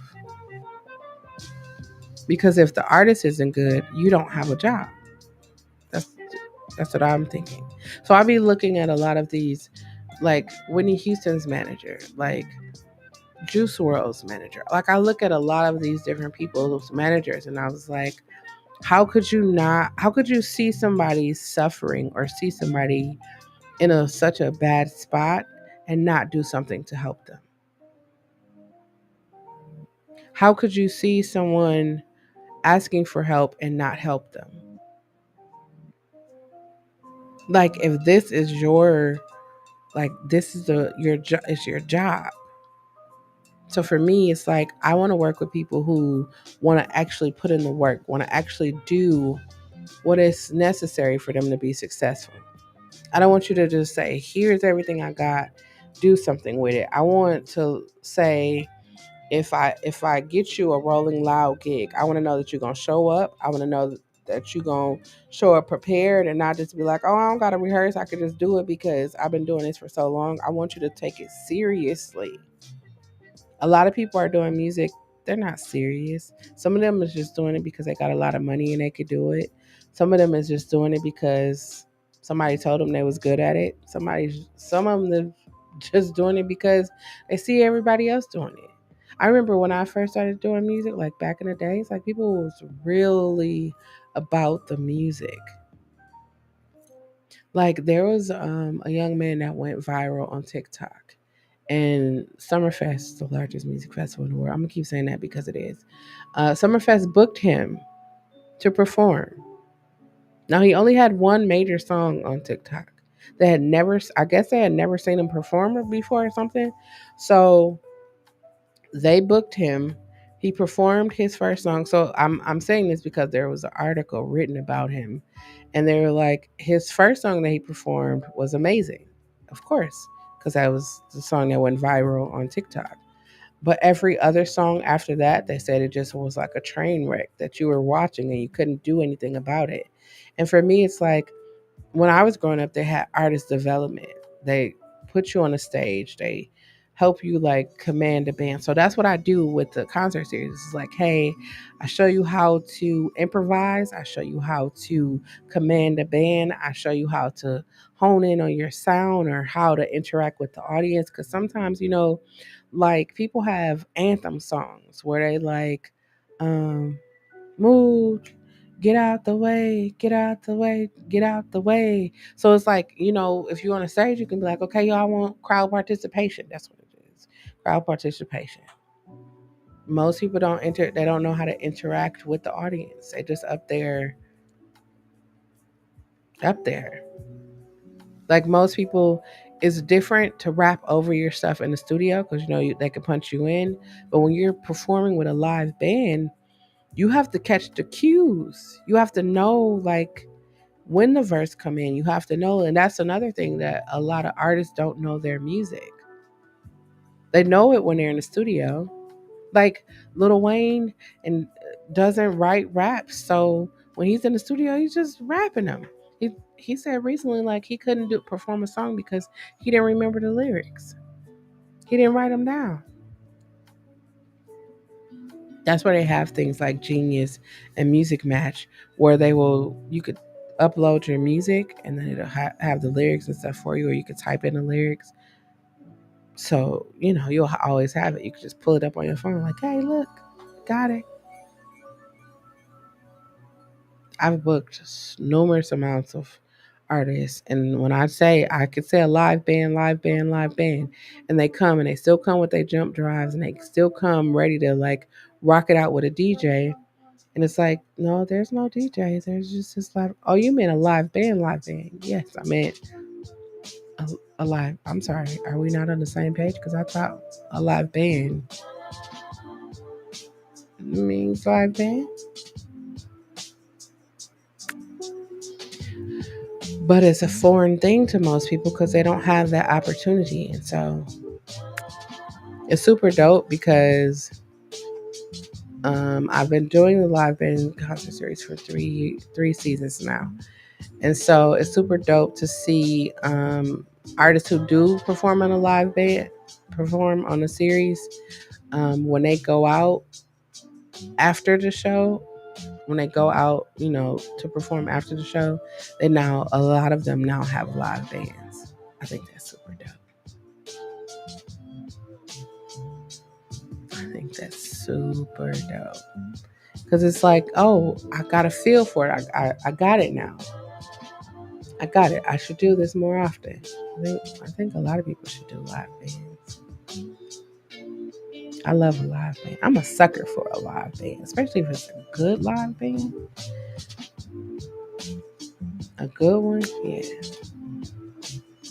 I was gonna apologize for going on tangents, but hey, we are 20 hours into a 44-hour live stream. I'm gonna be talking about everything. I like to look for these pieces that have like these little sides because that helps when you're putting the puzzle together. See, I just found that one.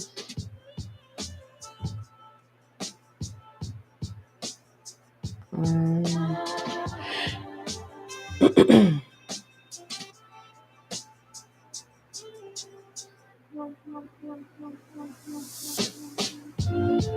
the sad thing is when I'm putting a puzzle together and I become fixated on a puzzle piece. That's the thing that oh, because to be fixated and then you can't find it is so frustrating. Oh, it's so frustrating. I looked at that piece and I said it was supposed to go there. Not.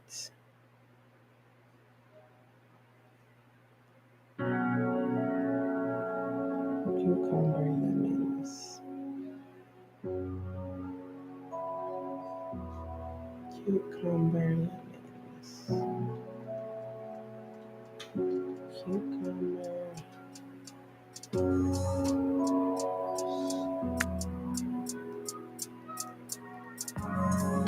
Cucumber.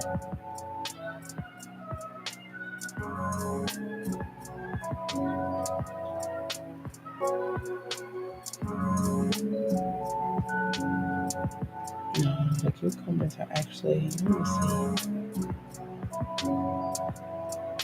at the top of the jar. So I would have, I really thought this was going to go. Let me see something. That's why that didn't go right there because it goes right here. Oh, all this time I was trying to make it fit right there and it didn't.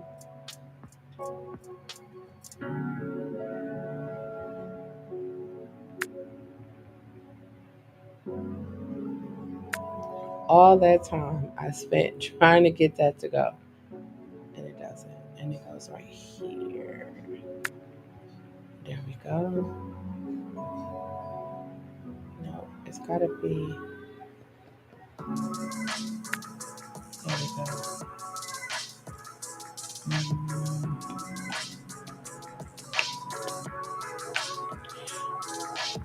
Hmm.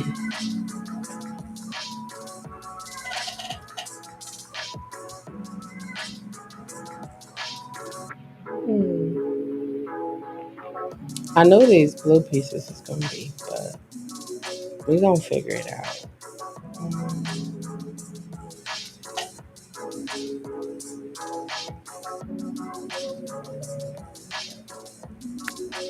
yep.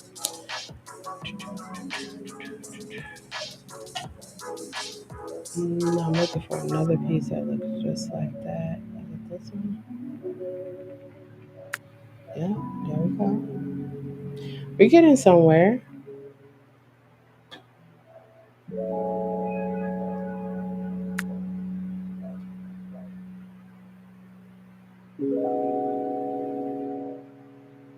Mm,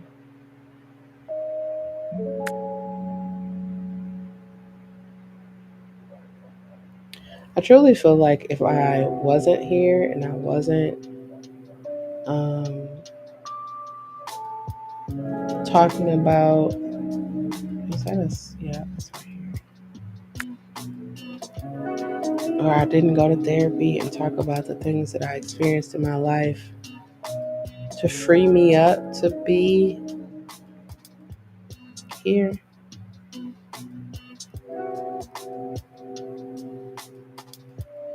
I don't think I would be. Oh, I don't think I would be as advanced in my life or my career as I am right now. I think it was integral for me to experience the things that I experienced so that I could identify what it is that I really want to do with my life. So it was a necessary. It wasn't warranted, but it was necessary.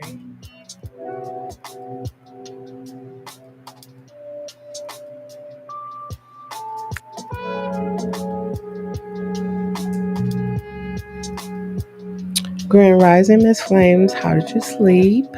How's it going?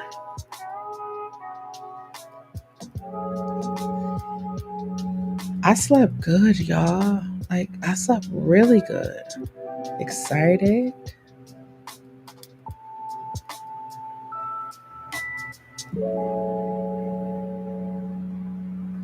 Oh, that workout in that shower. I think that's what it did. It was. It was a workout in the shower. Because I was out of there. I was out like a light. Like a light. Out like a light. And I figured I'll come and play or do a puzzle and then I'll play some games. Do some Call of Duty Mobile. Do some Call of Duty Mobile. Call of, oh, no, it's not that.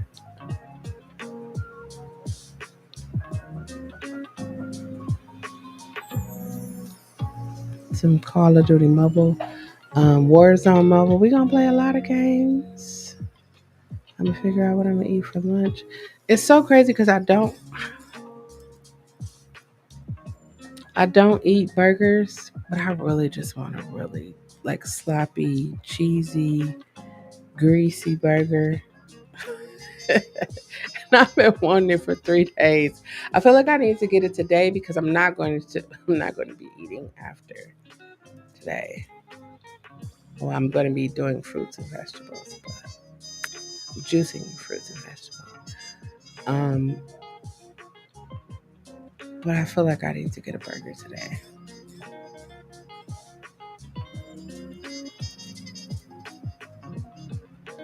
And I only feel like that because I've been wanting one for so long, and I probably don't need it, but I just want it.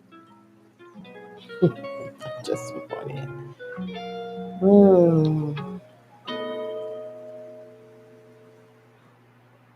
I definitely want a burger, but I don't want it. I don't want pizza. I don't want chicken. I was thinking about maybe getting a sub, but I was like, I don't really want that either. You know how you want to eat like something really good, but it's like what? Noodles and Company? I don't know. I want something really good. That's what I want. Something really good where it'd be like, man, that was good.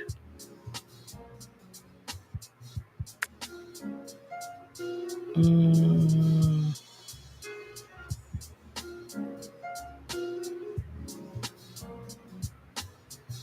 nope. I thought that was gonna go, but it didn't. Hmm. I want something really good. Anybody got any suggestions?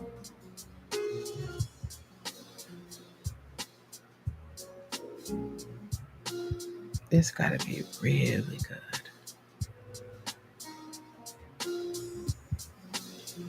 I'm over nachos. I'm over tacos. Jamaican. That sounds delicious. Jamaican.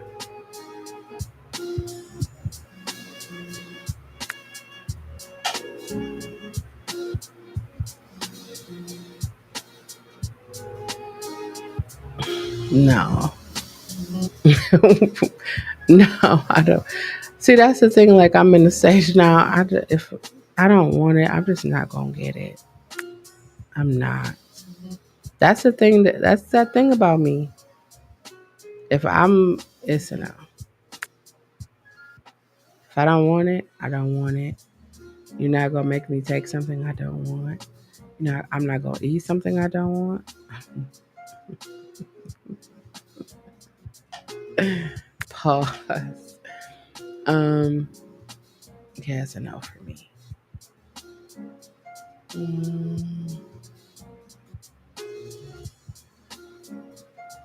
so I know this is a cucumber, right?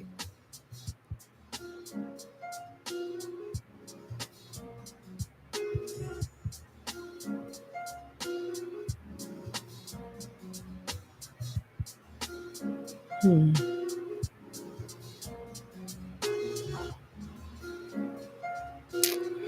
Hmm. Oh, a salad, a good salad. They ain't making salads like they used to back in the days. I had for the first time earlier this year. I had when I was not eating. I don't eat meat. I don't eat meat, but I do like meat. Um,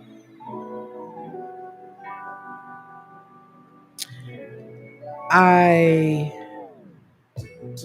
had a strawberry pecan salad where it was just like pecan strawberries. It's like a balsamic vinaigrette or something like that. It was bomb. I tried the Tabitha Brown salads. Those was bomb too. Salads with no meat. Like I never would have thought I would eat a salad without meat. Never. You never could have convinced me that meat don't go in salads. But I've been eating a lot of salads without meat, and it's actually been pretty dope. And then I'll be looking at myself like, why do I put, why does my salad has to be, it's a salad. Why does it have to be so packed with croutons and eggs? And I don't eat ham, but like turkey and grilled chicken, fried chicken, baked chicken, broiled chicken, shrimp, like all of that have to be on a salad. And then you slather it with all the dressing. That sounds good. That sounds good. I should go for a walk to the grocery store. I don't live that far. I live 1, 2, 3, 4 blocks from the grocery store. But these are like long blocks. So I'm thinking maybe I'll jog on over to the grocery store. Or if we could find a scooter, we could scoot on over to the grocery store.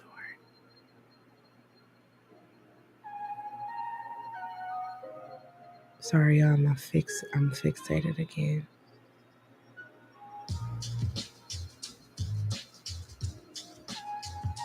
Mm-mm.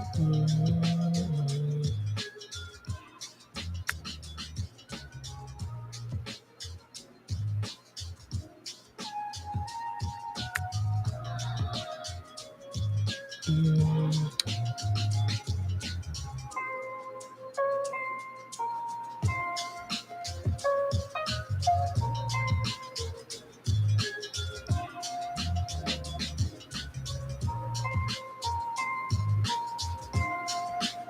Hmm.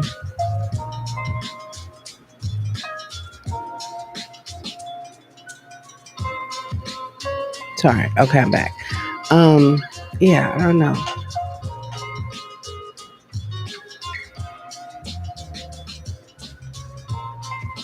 A gyro, a euro.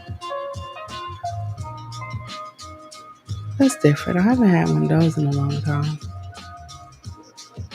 I'm trying to think about what I'm gonna eat for lunch. Either way, I can. There's a gyro place.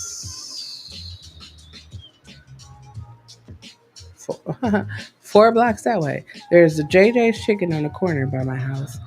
4 blocks that way is the gyro corner. They have really great, really amazing gyros. 3 blocks this way is a fish restaurant. Hmm. Hmm. Fish. Hmm. Gyro. I think I'm leaning more towards gyro. I'm leaning more towards gyro. That's a that's what I'm leaning towards. Gyro. Euro. But I get a chicken euro. I get a chicken euro. I do want lamb chops though.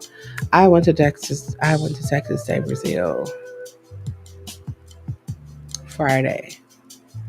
Friday we went to celebrate the Summerfest opportunity and all of that. And we went to Texas Day, Brazil. And I would normally get lamb chops, but I didn't get lamb chops this time. They had like some lamb picanha or something like that. When I tell y'all, it was fire. It was fire.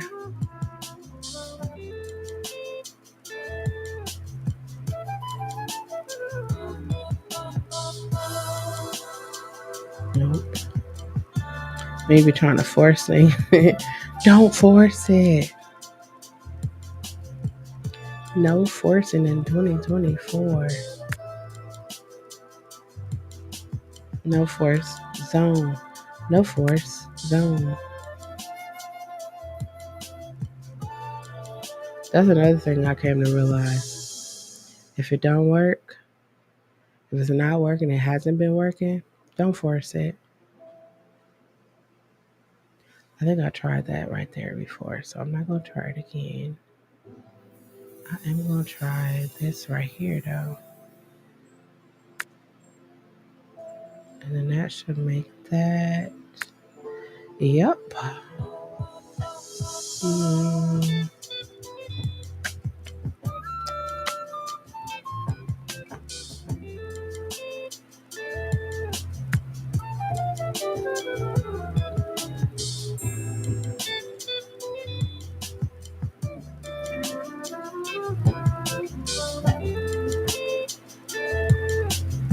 hmm.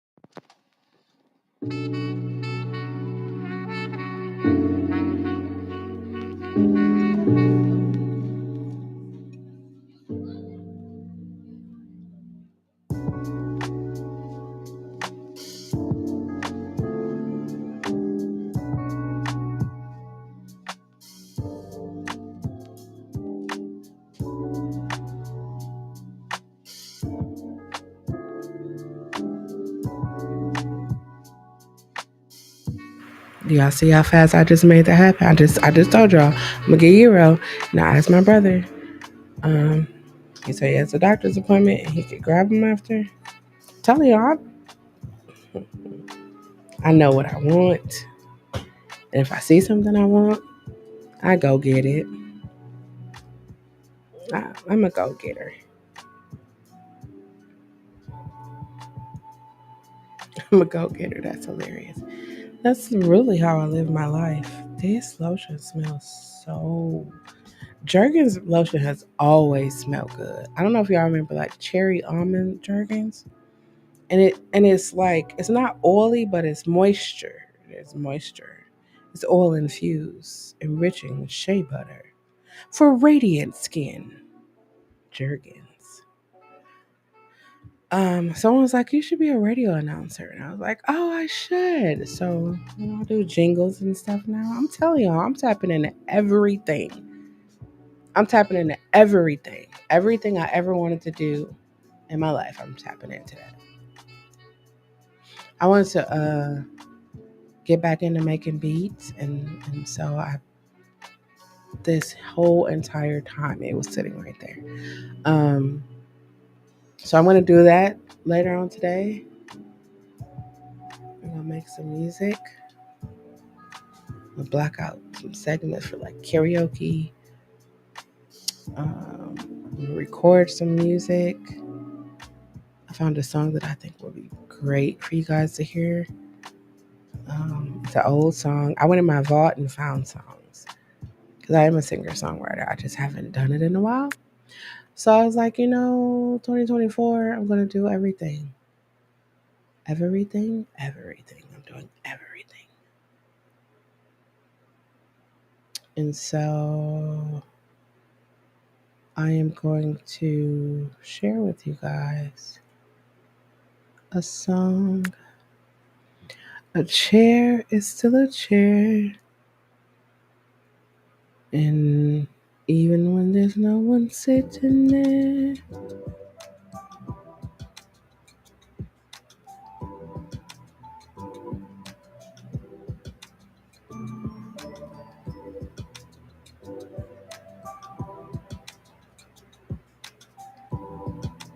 rock the boat, work it in the middle.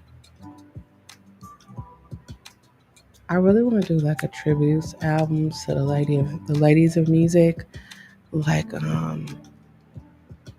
Tina Turner, Patti LaBelle, Aretha Franklin, Tina Marie, like Missy, MC Light, Shyrock, Heather B. Like I just want to do a tribute. That's what I should do before the year is over with. That's what I should do. That's what I'm gonna do. Going to do a tribute album. Ooh, ooh, ooh, ooh. Tribute to the greats who came before me, who are the reason why I can exist and do the things that I do. Because, you know, they endured that.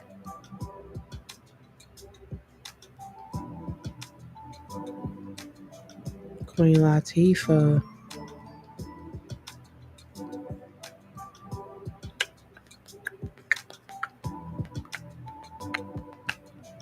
See, I'm looking at these pieces like, I know you go here. You go somewhere over here. This one doesn't go over there. But thank you for joining. Somebody just joined. I didn't get to see your name, but I saw you joined. Thank you for joining. Hi, Eli.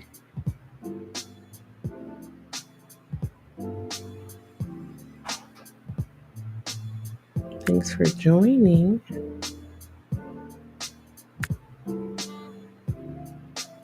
I've been doing the puzzle. I've just been talking a lot. I've just been talking a lot. I'm a talker.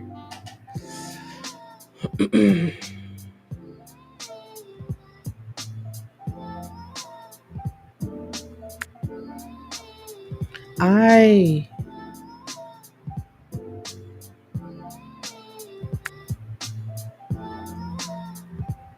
no.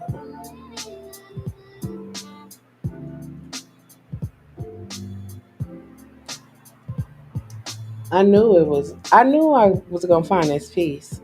I didn't realize there was pieces behind. There's pieces behind my camera that I couldn't see. Cause I'm like, where is it? It's gotta be. Okay. There's pieces hiding behind my camera from me.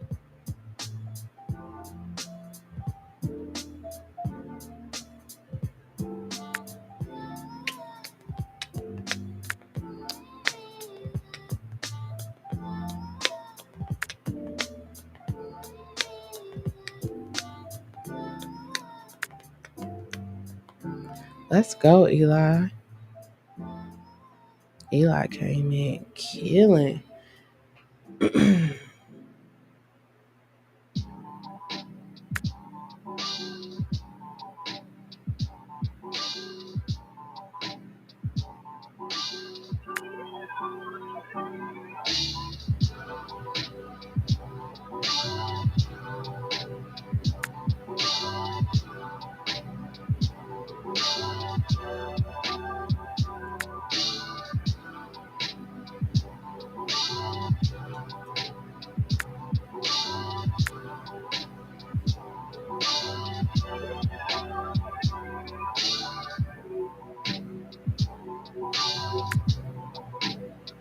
All that time.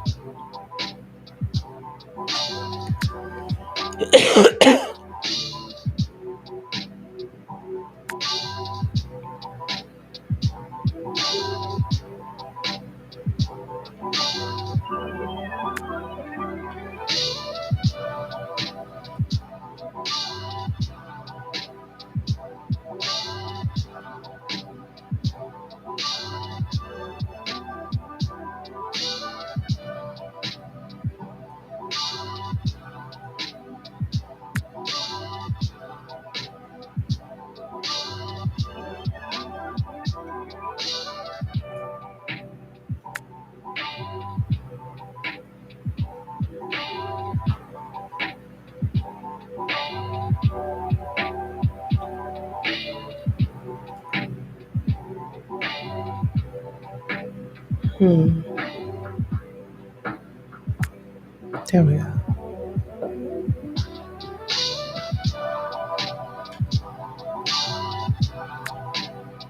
What are you guys having for lunch? I know it's 11:21 where I live, but what are you guys having for lunch? Oh, I said I wanted to try it. They have like Dave's hot chicken. Um, I definitely want to try that. Not today though. Definitely not today.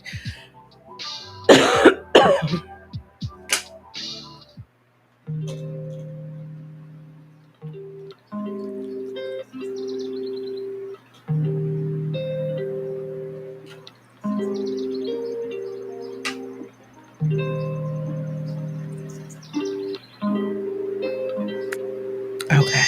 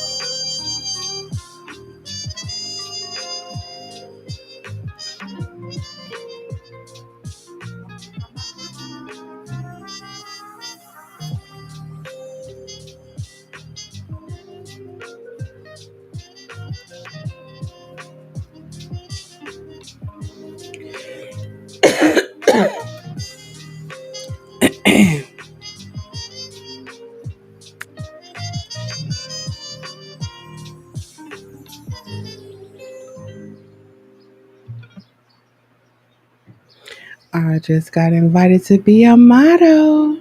See, I'm telling you, I'm doing everything I ever wanted to do. I'm doing it. Oh, I'm doing it, and I'm gonna have fun for this shoot. Super dope. Of course, I can't tell you the shoot, but I'm telling you, I'm going to be a model. You guys will see photos from. I mean, I have to get my hair done. I was trying to wait. I was trying to wait. I'm gonna figure it out. Maybe I'll just get like the front part of my hair retwisted. Hi, Famaka. How are ya?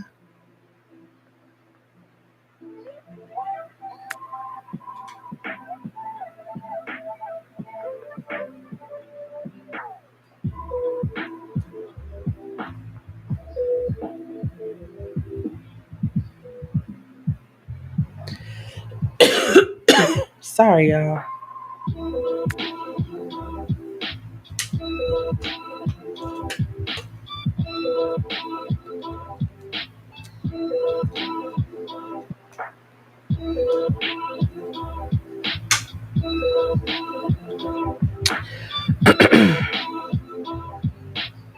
When you be looking at the same piece for like hours and you feel like it goes somewhere, but you see it and you can't see it at the same time. I was looking at that piece for a long time.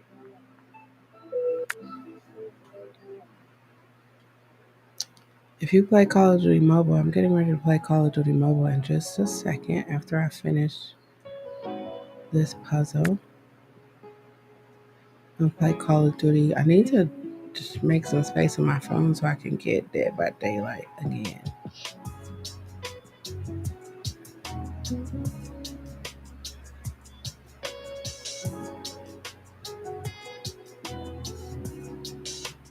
Oh, I was telling you about the game I was playing.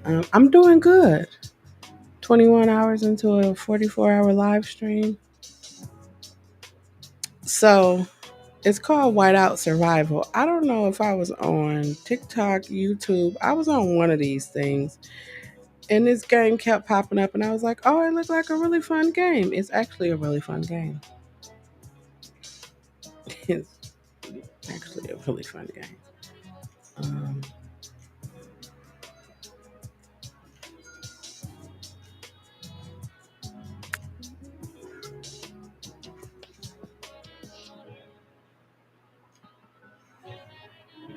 Sorry, I hadn't played in a couple hours and I didn't want to lose my points. But it's a really fun game. It's called Whiteout Survival. Miss Flames, what was the. I was trying to remember. I know it was Star Wars something, but I couldn't remember the actual name of the game. I couldn't remember it.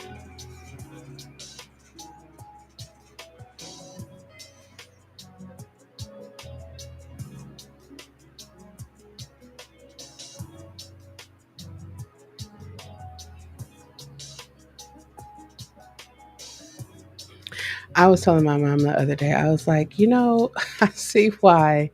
Do you guys remember? I don't know if you guys have Baker Square, but I see why older people eat pie. Because it's like, it's sweet, but it's not overly sweet. And that'd be like their go to, like, sweet. Because I said the other day, I really want like a pecan pie. I don't even eat pecan pie. That's where I don't know if like when I was younger I used to eat pecan pie. I don't know. But I want pecan pie and ice cream. I don't know why. I just want pecan pie and ice cream. It sounds so delicious. But I don't even eat pecan pie. I don't eat it. I don't even know why I want it. But it sounds like it's going to be delicious. Or apple pie. Or like I never liked I don't like warm fruit.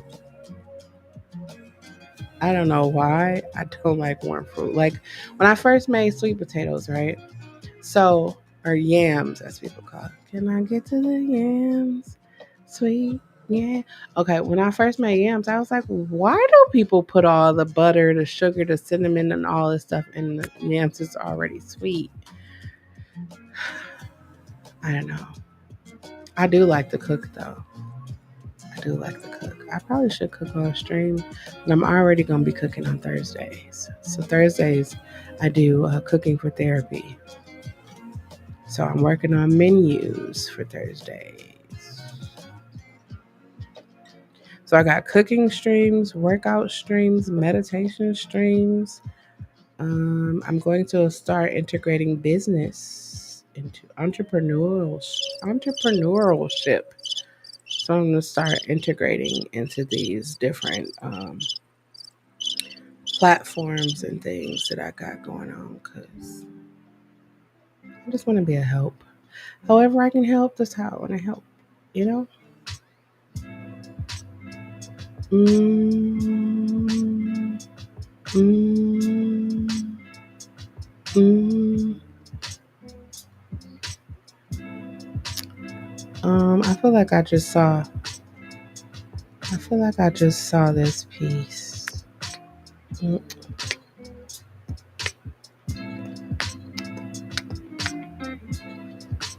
I want to go see Inside. Is it Inside Out? I want to go see Inside Out. I saw If. If was a really good movie. Imaginary Friends. I had an imaginary friend. I did.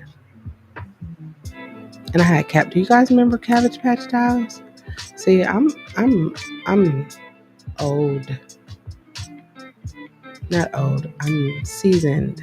There we go. Quite seasoned. Flavorfully seasoned. Okay, so let me tell you. Let me tell you what I realized as an adult. Um, no, I had I had an imaginary friend. No, it's like about kids and they have imaginary friends, but at a certain age, like people be weirded out by them having imaginary friends. But it's not scary. It's like got a little girl in it, and her parents, one dies, and the other one is sick, and so she discovers imaginary friends, or they like to call themselves ifs. We don't call ourselves imaginary friends. We call ourselves ifs. No, I don't have imaginary friends. I have real friends now. I have real friends. So let me tell you what I realized as an adult.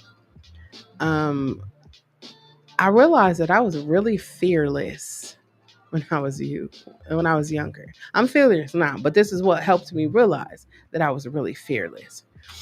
Um, I cannot watch scary movies at nighttime right now. Like as an adult, I don't watch scary movies at nighttime because now I have a different look at scary movies. Like when you're younger, you watching Freddy Krueger and you watching Jason and you watching Michael Myers. I never understood how those people can be sprinting, but Michael Myers would still be right behind them. I never understood that. But you're watching those movies at nighttime and then you just fall right asleep. Like you don't have nothing. Now as an adult, I am not watching. Let me tell y'all one movie that I will not. It's a no for me. The Man of the Candy, it's a no for me. Those movies terrify me on a level I can't even put into words. We look in the mirror every day. I am not. It's a no for me. I don't play with things that got I never watch movies that got Ouija boards. I don't do none of that stuff. It's a no for me because I believe in spirits. I believe in all of that, and I know how far to go with it. It's a no. It's a no for me. But I was thinking why was people so scared of Jason? Like he was just somebody who drowned and came back and got mad. He was mad because he drowned. Why? Now, Freddy Cougar, I ain't gonna act like he didn't scare me. He did. And I never listened to the song. I will watch the whole movie and I never listened to that song. That song is very haunting. I see why they create music like that's crazy because I want to create music for stuff like that. But that song definitely fit Freddy Cougar. I didn't sleep for a long time at nighttime because I was afraid that Freddy Cougar was gonna get me. Yep, Freddy Cougar. That was like the scariest one. Nope, the scariest one for me is it. I used to love clowns, like loved them. Between John Wayne Gacy and it's a no for me. You could have Bobo was my favorite clown. Bobo. If y'all know, Bobo was my favorite clown. But after them two clowns, it's a no. It was I didn't want to go to another circus. We used to go to circus so much when I was little. Soul Circus, regular circus. And then I saw it. I don't it's a no for me. It's a no. You can keep it. I go to kids' parties and they be having clowns. I ain't scared of them. It's a no. Mm-mm. I'll pass. That's like spiders. I'm not scared of spiders. The way they move just weirds me out. Like, why do you move like their legs just like they dancing, but they just crawling? So weird. Yeah, I don't watch scary movies. I don't watch scary movies at all. I've never seen any of the poltergeists. Well, I did see one with the little the little lady, but that was way back in the days. But I won't watch them now. Being older, it's a no. I don't watch scary movies. I remember they tried to come back out with the Man of the Candy. It's a no. That movie, especially the second one where he got that lady in there, it's a no for me. No. And to know that the Cabrini, I can't even say it, Cabrini Greens was a real place in Chicago. Yeah, I watch it in the daytime. I watch it in the daytime. I watch it in the daytime. And then when I get ready to go to sleep, I turn a Disney movie on. Yep. What my life is right now. No scary movies for me.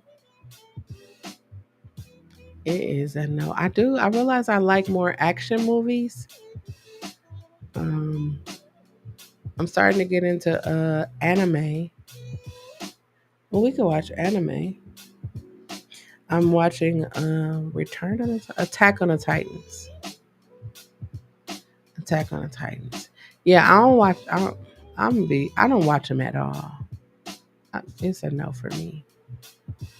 I used to, but now in the age that I am now, nah, it's a no. I don't. I don't. I don't know if y'all watch me play zombies, but I don't like when things just be jumping out. Don't jump out at me. Don't jump out at me. Don't do that. 'Cause I can't be responsible for how I respond. I don't. Surprise. No, don't jump out at me. Don't do it. That's so crazy because when I was younger, I wish I'd be wanting. I wanted Michael Myers to be like them people. Y'all see Michael? They be sprinting like super fast, and then you hear it's like cha cha cha. That's Jason. It'd be like cha cha cha cha cha cha cha cha, and then they turn around and he right there like how? And they was just sprinting. And then we already know the theory that the black people die, and we already know we ain't gonna be the first to die. Because we gonna hear that sound cha cha cha. You gonna hear the little scrapes of Freddy Krueger things? We already they gone. And we ain't trying to see what's going on. We ain't trying to see nothing. We gone. All that other stuff, y'all can have it. You ever see somebody just hear something and you see a bunch of people running? Just run. Don't ask no questions. Just run. So I just be running. I remember one time the cult I grew up in, um, a gentleman came in there and he had on a long trench coat. Now I watch movies. I watch movies and I watch TV shows. And he came in there with that long trench coat. I gathered my things quickly and I left. And they was like, "Where you going?" I said, "Anytime I seen a long trench coat, it was definitely something underneath that trench coat. And I don't want to be here to see what's gonna happen." And sure enough, it was definitely something underneath that trench coat. And I'm glad I did leave. I done had I tell y'all, I done had some experiences in my life. Ooh. Hoo-wee. Did I tell y'all about the time that I saw the people in the white hoods? No, let me tell y'all about it. So, in 1999, I graduated high school. Remember the year 1999. I went to a predominantly white institution for high school. And of course, we watch Roots and all of the different things, and people apologize and all of those things. And so I would see, of course, we learned about the history of the people in the hoods. And I'm looking at the history books. I was like, dang, that's so crazy. That's what my grandma and, great grandma, all them people had to experience, right? So then I graduate high school and I go to college up north. I live in Wisconsin. So up north is like predominantly, even more predominantly white. And so I'm looking, and there's like guys. They're called um, heads of the skin. I'm gonna just say that like that. Y'all can put it together. They would walk through the campus, and the people with the hoods would ride through the campus, and they would leave nooses and all kinds of things. And I would just was so confused because I was like, I just read about y'all in the history book. Like how like that was history. In my mind I was like, that was history. But in reality, like those people were real and the threat of them is real. Like real. It was so real that they had to put all of the minorities in one building and they had to give us security. Um yeah, I've seen a lot in my life. And those see that was one of those like these people cannot be fucking serious, but they were serious. And when I say serious, they were serious, and we knew. Like we wasn't out there like, oh yeah, no, we knew, and the school knew too, and that's the crazy thing. That was the really crazy thing, and those people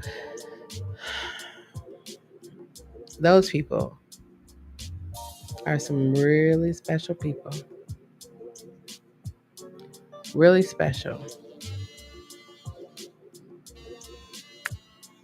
That's where I was at the beginning. I can't say the beginning of this stream, but like uh 10 hours ago 10 hours ago I was talking about hatred and how I feel like a lot of hatred comes from the very place where you're supposed to learn love.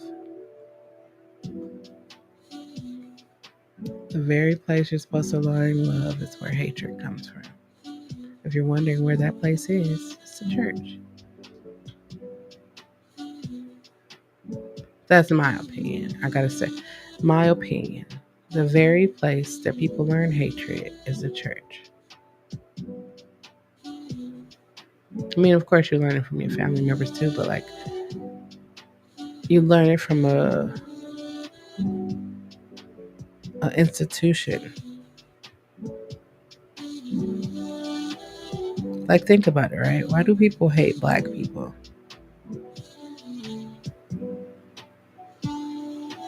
Why do people hate anyone that's not like them? Why do people hate the LGBT community? I was talking to someone, I was like, it's so amazing to me. It's so amazing to me to see how people before me, I'm 40, I'm going to be 44 on Wednesday. How people before me couldn't live their best life. They couldn't live their best life. They couldn't do the things that they wanted to do because they will literally be killed, or they will literally like go to jail. Like literal things will happen to them. And now, like, to see them and to see us that are able to live loud and proud, and see the differences is amazing. Thank you, E Money. I appreciate it. Um, I think we need to talk about it more. And I'm not talking about as like force anybody to like accept the fact that I'm gay, because whether you accept the fact that I'm gay or not, I'm still gonna be gay. But you should understand, because like, people, like I told my brother, I said, it's like people have this idea like, oh, you gay? Well, stay away from me. Don't be by me. Don't look at me. Don't be around me because I don't want the gay touch. Like, you can literally touch somebody and they'll be gay.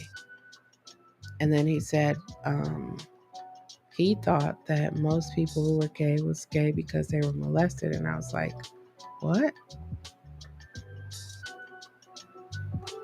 And so that's why that's another one of the reasons why I want to talk about it, because so many people have so many misconceptions, and I'm not here to like, well, I am here to like have a conversation about it, because like there is no such thing as a gay touch. I know a lot of people be like, it's a choice that people are gay. God didn't make people gay. God makes people with one arms and childhood diseases, but He can't make people gay. Is what they say. I don't know. I just have a lot of different perspectives about things, and I feel like as Pride Month is wrapping up, I feel like we should talk about some things, especially parents who have children that they carried for however many months you carried, and you allow anyone outside of yourself to tell you how to treat your child that you carried. Yeah, that's a no for me. I was talking to my brother. I was saying like it's so crazy because if you actually think about it, it's something so simple. Like I asked him, I said, how do parents know their child's favorite color?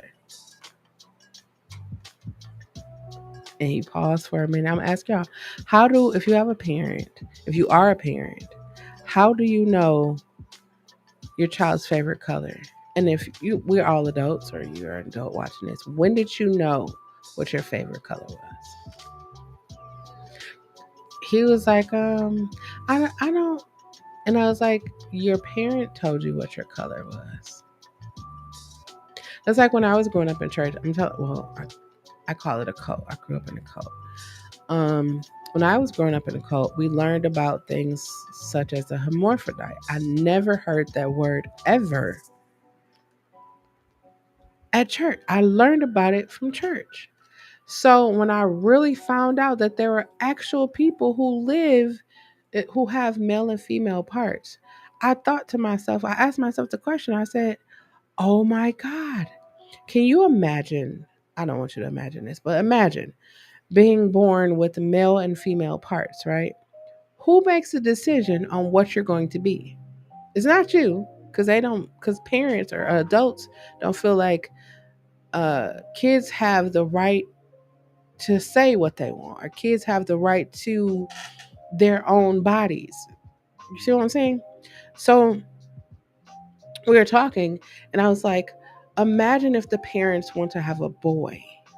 So they get the female part, and then the child grows up and he doesn't feel like a boy, or she doesn't feel like a boy. She feels like a lady. So the parents are starting to feel some kind of way now because all this time they had a boy. Say the child gets like 14, 15, 16. It's like, I'm not a boy, I'm a girl. Now there's confusion because the parents wanted this, but the child is this. And my brother was like, no, because, And I was like, but the reality of it is the child never had an option to choose. And so then I was watching a TED talk about a lady. She's an adult lady now, and she said she listened to everyone and they was telling her that she should get this removed, and she should do this, and she should do that. And she said she didn't want to make any kind of the decision. She didn't want to make a decision at that time. She just wanted to live her life. And so I watched the TED talk and I was like, imagine how many times parents decide you're going to play basketball, you're going to play football, you're going to go to school to be a nurse, you're going to be a cheerleader, you're going to be a doctor. We come from a long line of doctors, so you have to be a doctor. And that's like pressure put on the child or put on individuals. Like I could tell y'all, when I was in college, there were so many kids crashing and burning because they were trying to live up to their parents' expectations, joining sororities, joining fraternities, and crashing out. And I'm just sitting here looking like, wow, that's a lot of pressure for to expect people to do that. And that's not what they want to do. I come from a long line of doctors. I have to be a doctor, or at least be a nurse. I didn't have that pressure. My mother just said, be a good citizen. Be good to people. That's what she said. Be good. So for me to see so many people going through like that's the thing that it doesn't bothers me. It just makes me sad. It really made me sad to hear like people's coming out stories and to hear that like their parents were putting them out or disowning them, or their own siblings, or like the one young man, he was like 12 and his family like beat him up and cut gay in his head. It was like, for what? And then you have those who talk about the LGBT community so bad that their children who are or who identify will rather pretend to be something else just so that they don't have to listen to your ridicule. Or you have people who are adults and they are afraid of how people are going to judge them for the things that they like. Maybe they like trans men. Maybe they like trans women. Maybe they just like being bisexual. Maybe they like whatever they like. Like we are in a time where it's like people are really afraid to be judged. People don't like when people talk about them, and I just be looking like you. We all judge. People get judged every day, whether it's in the court system or social media. We gonna get judged every day. That's why I'm like, we are surviving a global pandemic. You should be living your best life. If you gay, be gay. If you straight, be straight. This whole thing like, oh, they trying to put gay all over the. It's like gay been around for forever. If you ain't turned gay in all this time, maybe you just not meant to be gay. They're trying to convince our kids to be gay. Like they not trying to convince kids to be straight. Like that's a whole argument, but nobody's gonna touch that argument because it's like, yeah, people be trying to convince people to do stuff all the time. I don't think it's like a gay agenda, a straight agenda. I don't know. I think people just be trying to find stuff to talk about all the time. Like church be trying to talk about homosexuality all the time. But if you've ever been to church, there's a lot of gay people in the church. A lot of them. A lot of them. A huge lot of them. And I'm not laughing. I'm just laughing because, they be like, oh, okay. It's a lot of them in the church. A lot of them in the pulpit, in the choir. It's a lot of them. And then you have people who like you have Exodus International. We're going to talk about them on Sunday too. It's getting all that money, telling all them people that God was going to deliver them. And that's not to say that God can't deliver you. I'm not here to say that. I'm just here talking about Exodus International. Because it's still Pride Month. So, they had all those people telling all those people that God was going to deliver them. Send your kids to these camps and we're going to deliver. Your kids are going to get delivered. And then people was going to the camps and they weren't getting delivered and they were becoming drug addicts and all kinds of things. And then and only then did they come out and say The guy that was over it the entire time was gay, was in a relationship with one of the other people that was there. Like, so much stuff be happening. And this is why I be saying it's important for you to like love the people that are around you. Like that's the thing I'm so grateful to my community for, because a lot of people, like, when they found out, like, people were like, "You don't look gay," and I was like, "Well, what does gay look like? You don't dress gay, you don't talk gay, you don't walk gay." It's like, what does it look like? There's so many different facets of it. You can't just like, "Oh, you don't wear rainbows all the time." I should have put these on. I'll wear these for the rest of the stream. You don't wear rainbows all the time. You're not flamboyant. You're not boisterous. I'm like, me, because I'm not one for making people feel uncomfortable. And I know being gay makes people feel uncomfortable, especially if y'all would have heard the stories about people when they first found out I was gay. It was like, oh, I remember. I have not ever, never tried to come out. See this. If you are someone you love is gay, or you're surrounded by gay people and you be wondering, let me tell you something. Just like straight people have um, a preference, gay people have preferences too. We got preferences too. And if we've been your friend for any amount of time, we already know how you get down, honey. We know. We know how you get down. So if we've been around you for any length of time and we know how you get down, you think we're really going to like you? And we know how you get down. We know that you like multiple people. We're not going to like you. I mean, I'm not going to like you. I'm I'm I'm not about that life. I be outside, but I don't be outside like that. But yeah, we have preferences, and we all not all gay people are going to try to come on to you, because that's not what we do. People really be like, "Oh no, they gonna touch me. I'm gonna be gay." I do know. Let me tell you something. I have realized curiosity has gotten the best of a lot of people, and they be finding themselves in situations that they can't come back from because they was curious.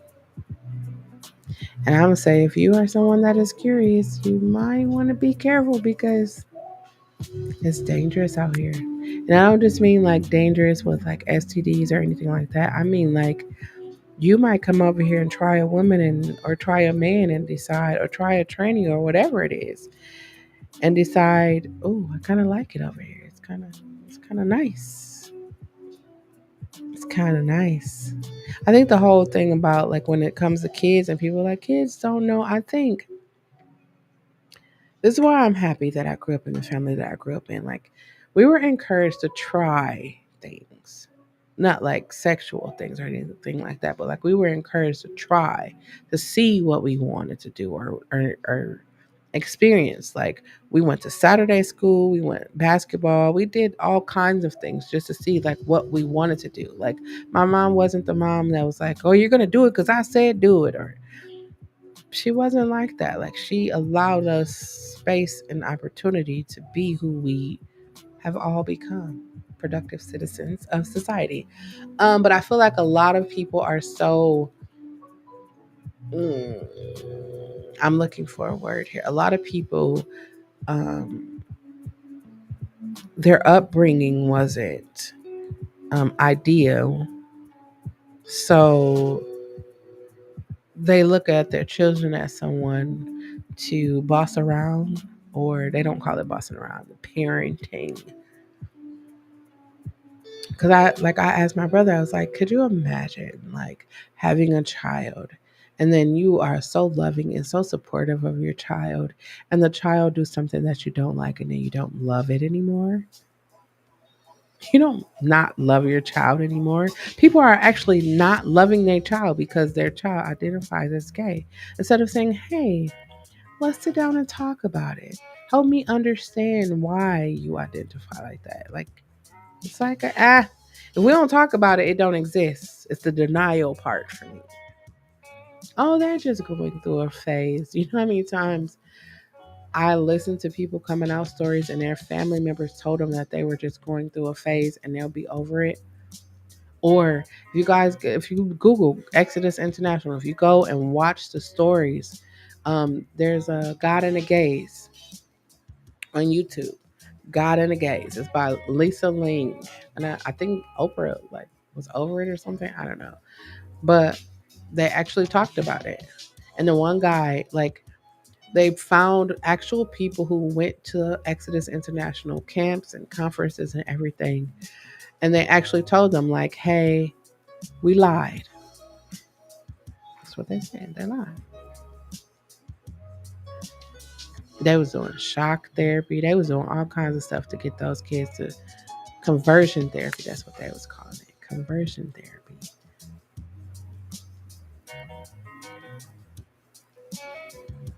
To say that they were no longer gay. Because God doesn't make gays.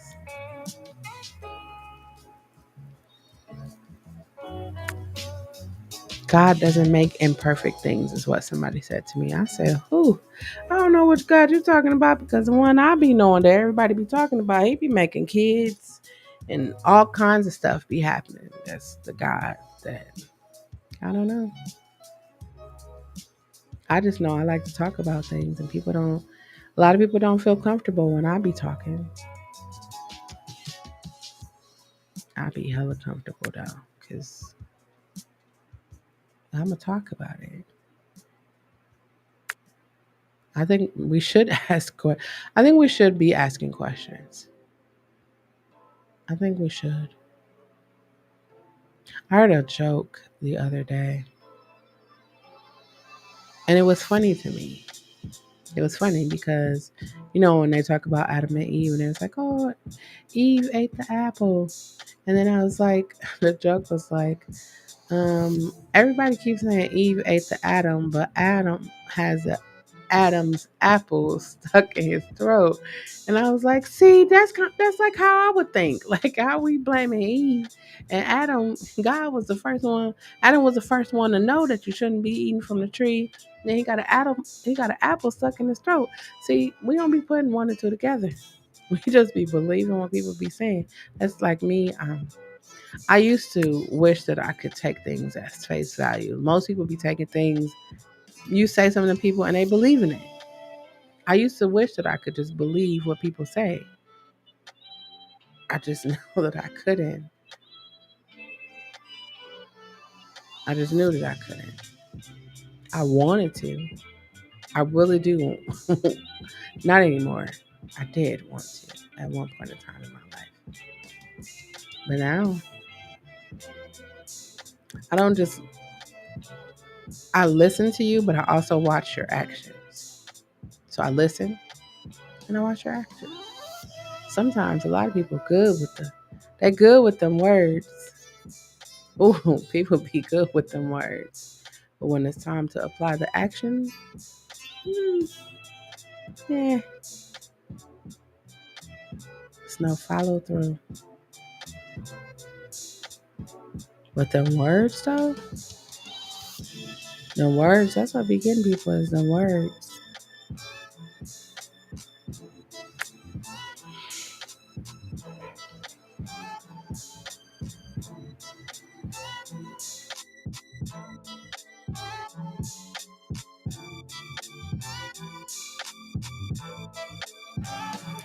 Them words be getting people. Not me though. Mm-mm. I'm pretty skilled with them words. So what I learned, I'm gonna tell you, I learned a lot to get. It takes a lot of learning to get to 43. It takes a lot of learning to get to 43. And what I learned is you show people how to treat you.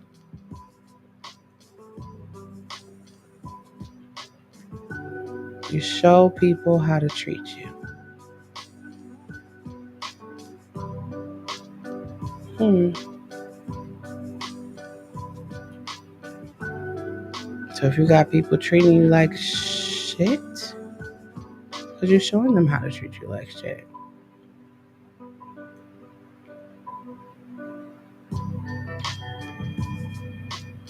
You might not believe that. You probably think like, no, I don't show people. If you accept bullshit, people will keep giving you bullshit. I know firsthand. I give people the benefit of the doubt. I be wanting people to be. I think it was Judge Lynn Tolliver. It was one of these judges. They was like, you can't look at people for the potential because some people will never recognize their own potential. I be wanting the best for a lot of people. Like a lot of people.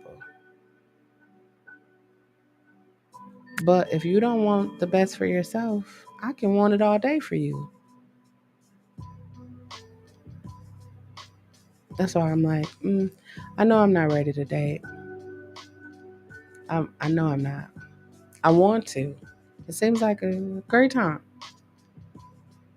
Right now, I just don't have the energy to, you know, pour into. I don't have that energy right now because I'm too busy pouring into myself. That's what I'm doing. Dang it. Dang it. I thought I saw that. Yeah, I'm pouring into myself right now. I'm living my best life. I'm accomplishing everything I previously set out to do. And I'm shining bright out here. Fuck being humble. Did y'all hear the power I had when I said, forget it? Make them mad. Make them mad. Maybe you doing what you always wanted to do will give them the inspiration for them to do what they want to do. Maybe that's what it is. I thought I just did this one right here. Oh, that is so frustrating.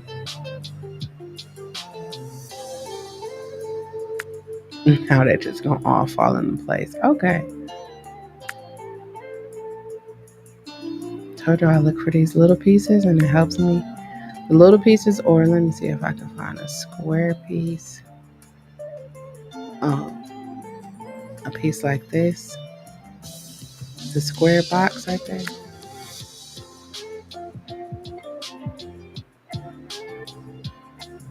Wait, did my brother leave? Because he didn't take my money.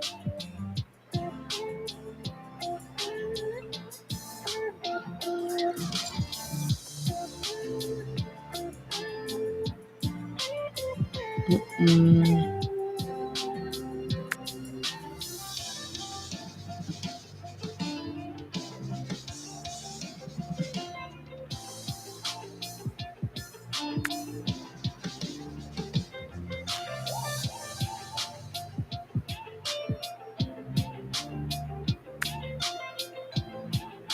Yeah, I just have different views, and I'm not afraid to share my views. Not afraid at all. And I welcome a conversation because I love to talk. I'm a great conversationalist, if I do say so myself.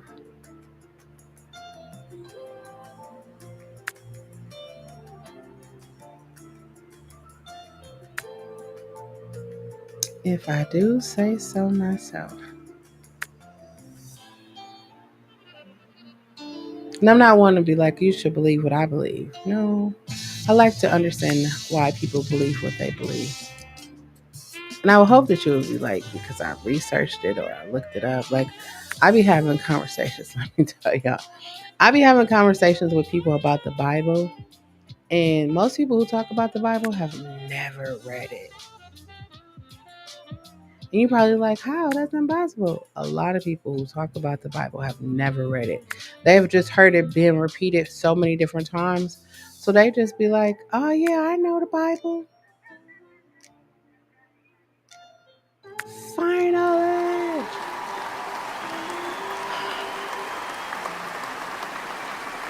Let's play the game, y'all. Oh, oh, those exercises I was doing yesterday. Sheesh.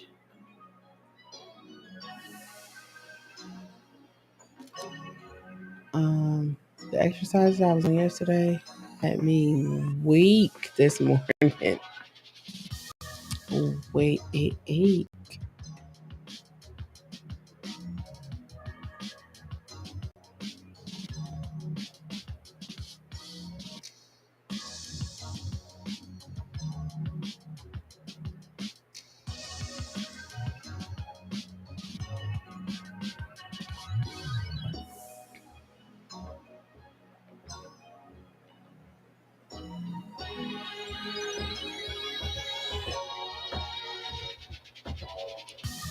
Y'all, I just got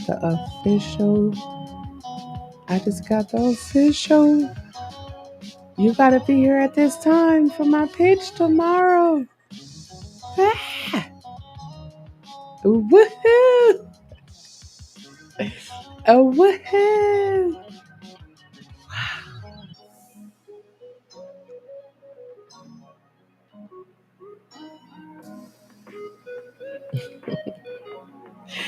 First year, I went as an attendee.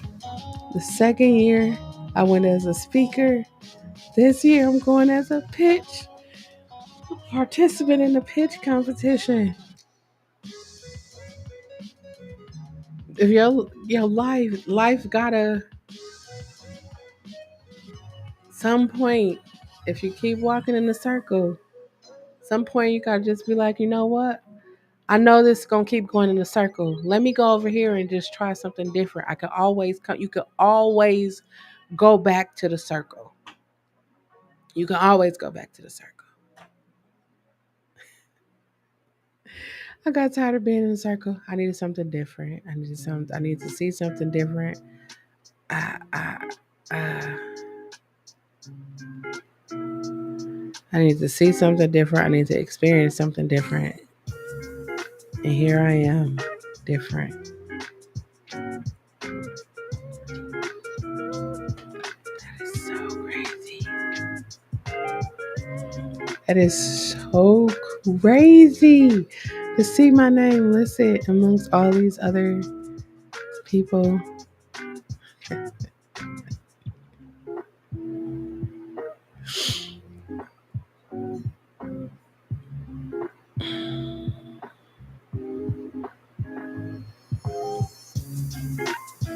And to think earlier this year, I was denied a spot in this.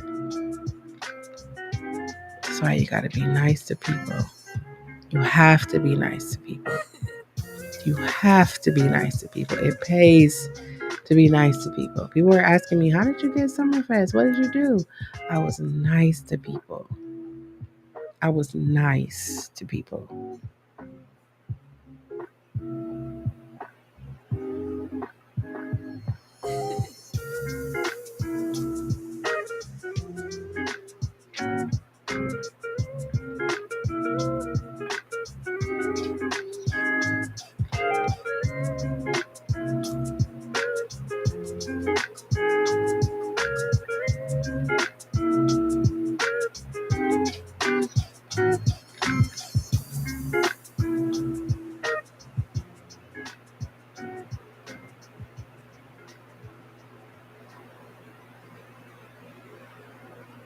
Okay, let's play the game.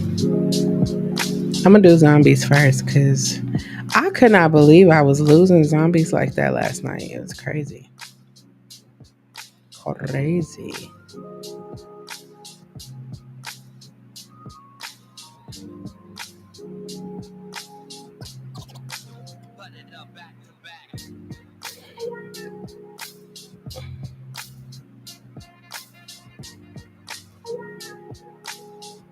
Mm, let me make sure this is working because it wasn't trying to work yesterday. Let's make sure my controller works.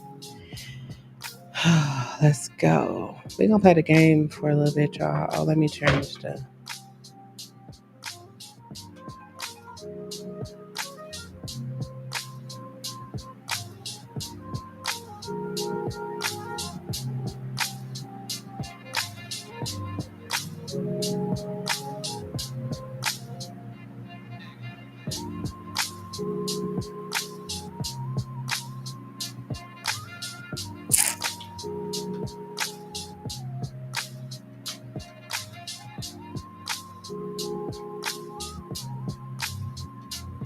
Mm,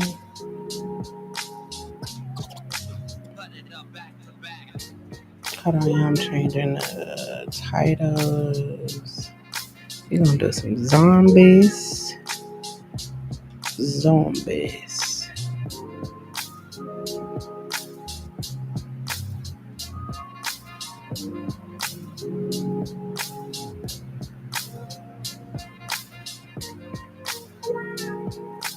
I wish I could play supermarket simulation. Why did I just start stuttering? I wish I can play that because I want to play it. I want to play that, and I want to play trucks. Is it truck simulator?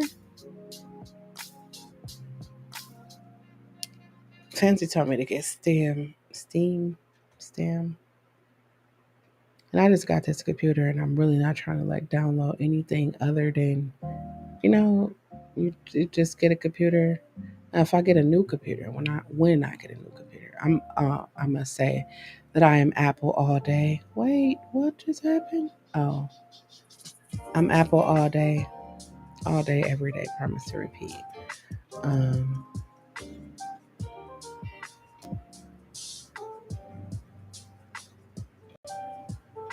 we are playing Call of Duty Mobile.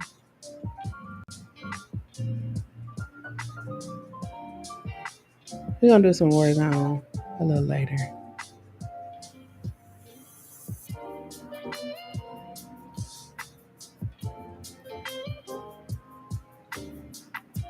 Mm,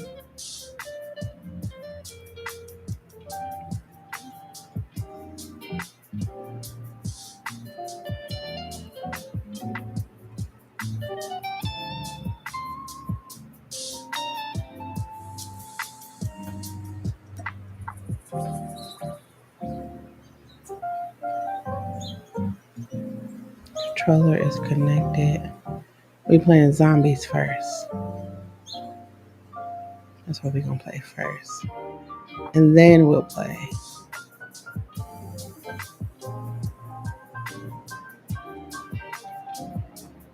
So YouTube, I'm gonna play a game or two.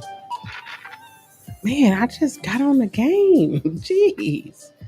I'll play a game or two, and then if you guys want to come hang out, um, I was supposed to play music or watch music live performances.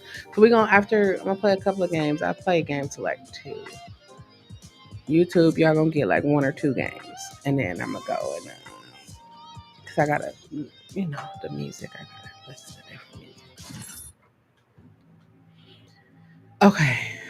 Before I wanted to have a team. Now I don't even care because did y'all see how much I was losing last night with that team? Like they was dying all the time. Like, do you guys even know how to shoot?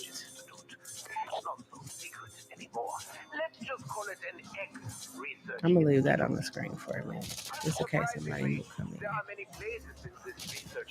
And if you wonder where you could sub, I should probably just do this on Twitch, but you can feel free to sub to any one of the channels. TikTok. Oh, come on.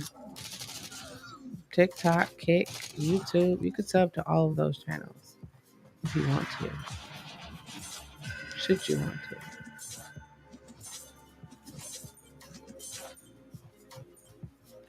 Why would you go down this person? That did not make me waste my life. Cause I usually buy this drink when I have other people playing. And then sometimes they just stop playing. And so then you be done bought the drink and spent $500. It's enough for me. Okay, let me get y'all up out the way. I'm gonna still stand right here. Wait,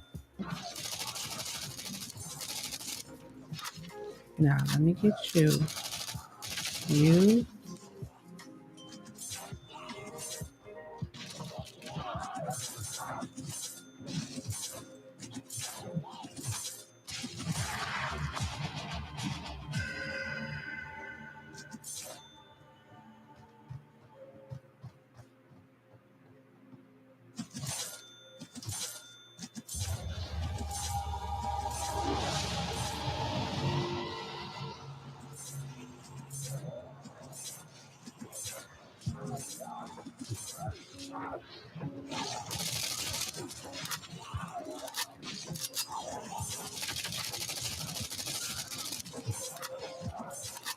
think you about to hop in my window. Get back, get back, get back. Now, what you thought this was, but I got this. Oh, you coming up the stairs on me. Okay, my guy. Uh-oh.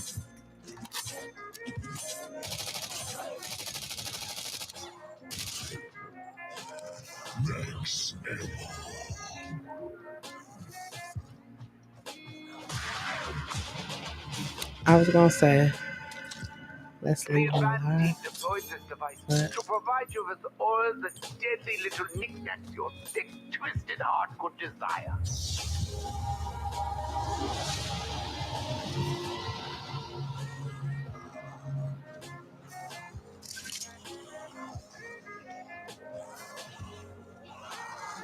see, I don't like when they come around the corner like that.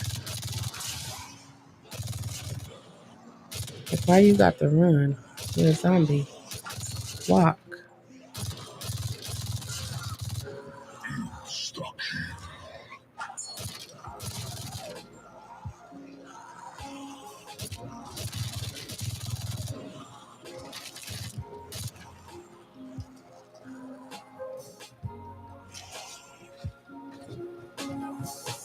So I do play video games. I make beats. I sing. I write. I'm the greatest music administrator this side of heaven.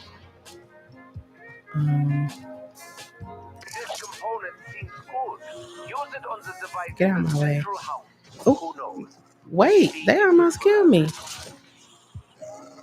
Run up. Run up. I'm gonna let you be, Sarah Lee. My teammate gonna kill you. I know they are.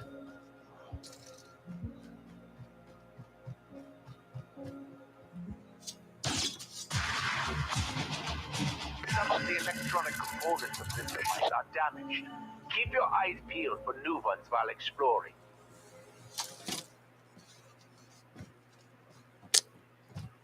I thought you went over there to get the other.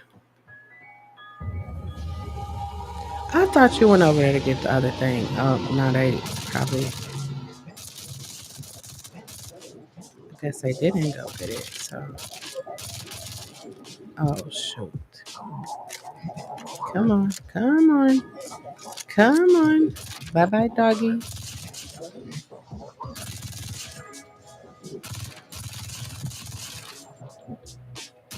I think it's so ironic that they have like robots and fire people and all kinds of stuff in this game. Electric ghosts.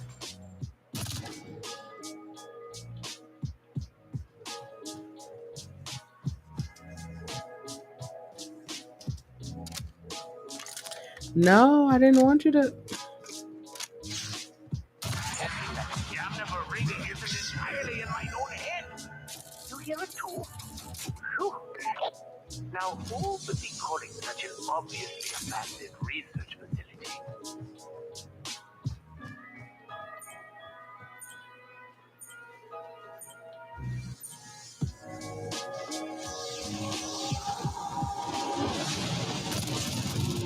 Whoa.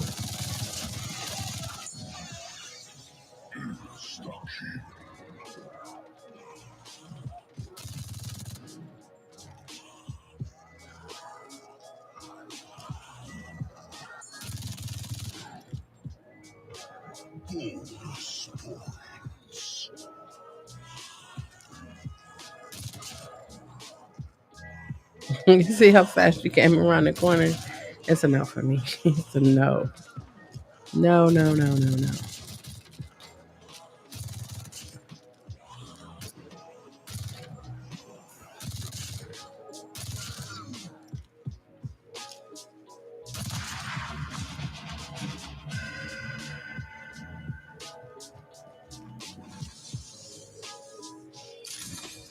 Oh, come on. Ah! Ah!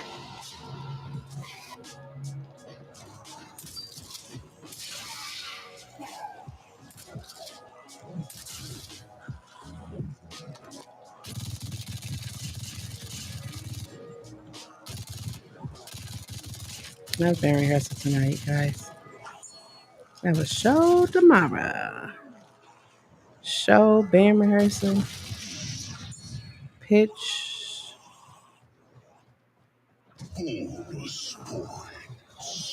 I know I am here. I won't shed one tear. Mm-hmm. What is that enchanting light coming from that meteorite? I Let's must have have it. it! I mean, go take a closer look, but do be careful. I'm not going to take a closer look at nothing. Not a thing, baby. Oh, it's these guys. One, two. Thank you. Thank you for the follow. Thank you for the follow. Oh, whoa, whoa, whoa. Too close, too close. Oh, come on. And I'm not getting rid of this gun because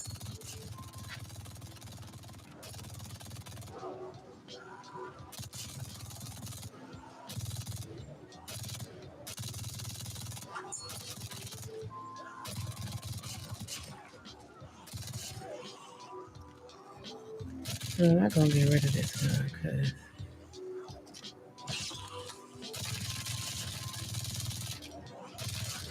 oh, shoot. I tried to come over there and get that.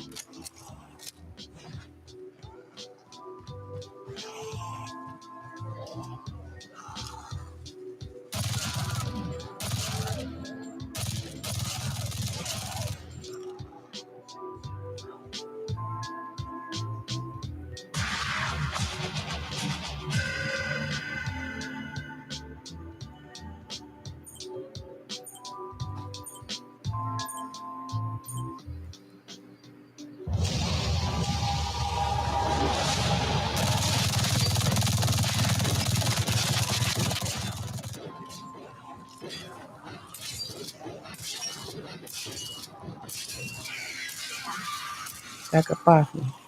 Back up off me.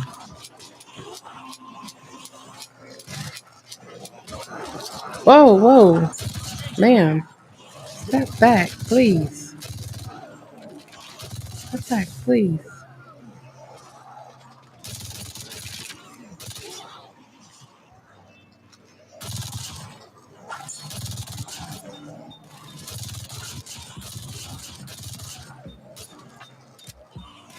Oh, I need to go get that.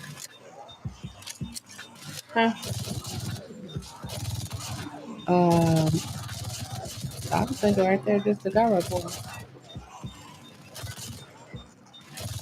You, huh?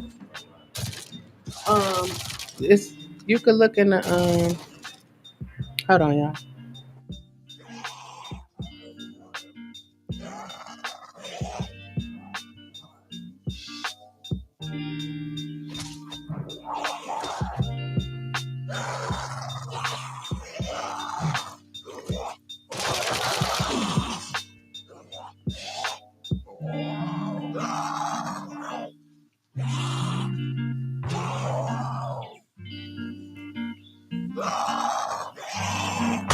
Such strange flora.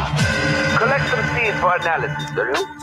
Alas, horticulture is as close to culture as you're likely to get.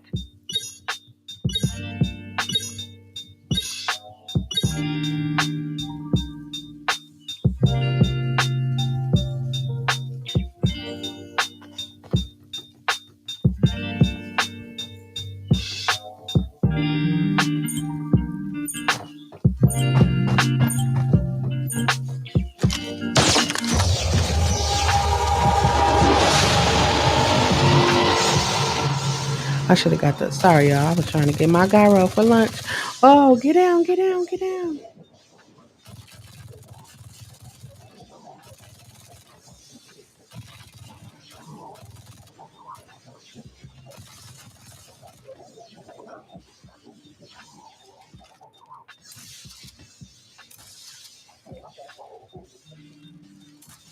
Wait, what the heck? I'm about to say that's because all these dang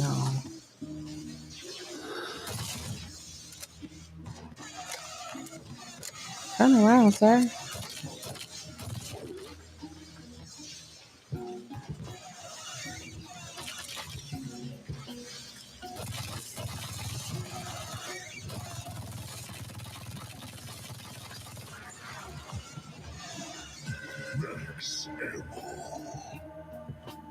I need to get this right here. Make this more powerful. One more. Run up, get done up. Oh,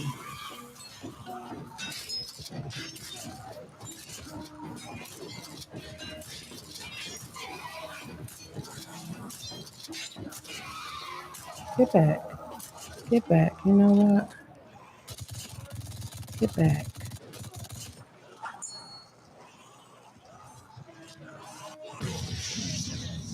Yeah. Kaboom. Kaboom.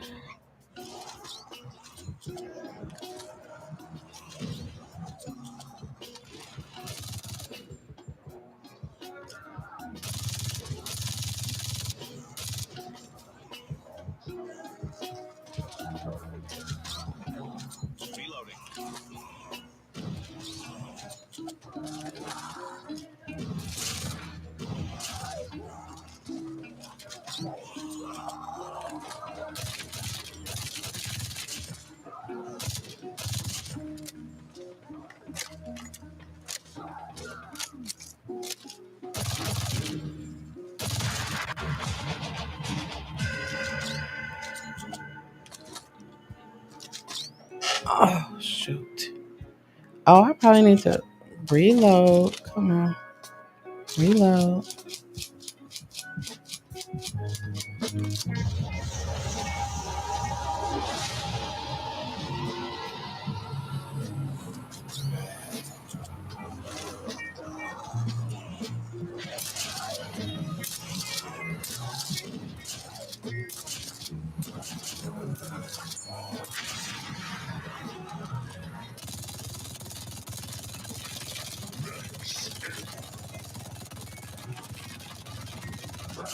Oh, that's because I got a level 2 gun. I'm like, wait, what?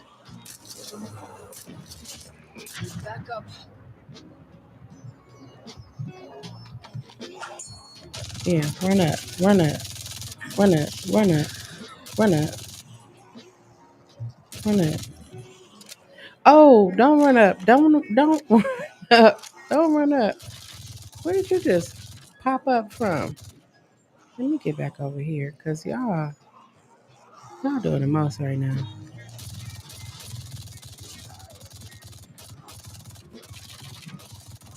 What? What? Let me go top up this gun. Cause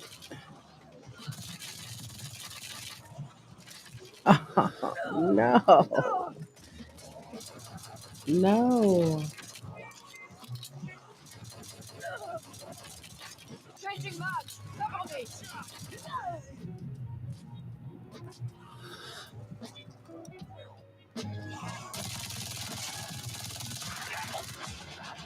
The enemy is near you. A battle of epic proportions is brewing. Keep your wits about you and be ready for anything.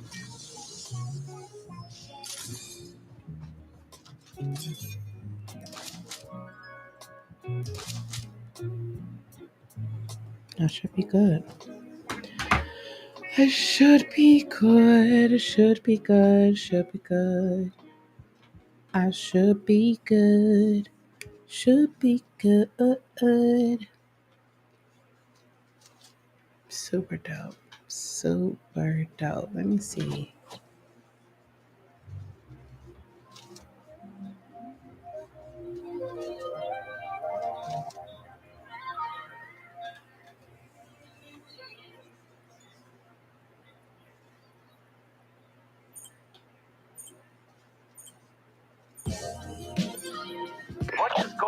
where you are. I can't locate you on the map.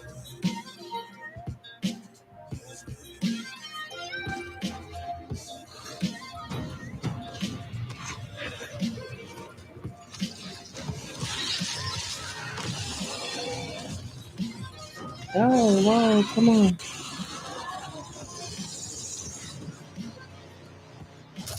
Wait, what? How did you get here? Was there a phase distortion? My friend, you appear to have encountered the ultimate incarnation of these creatures. You cannot escape this distorted region of space while they still live.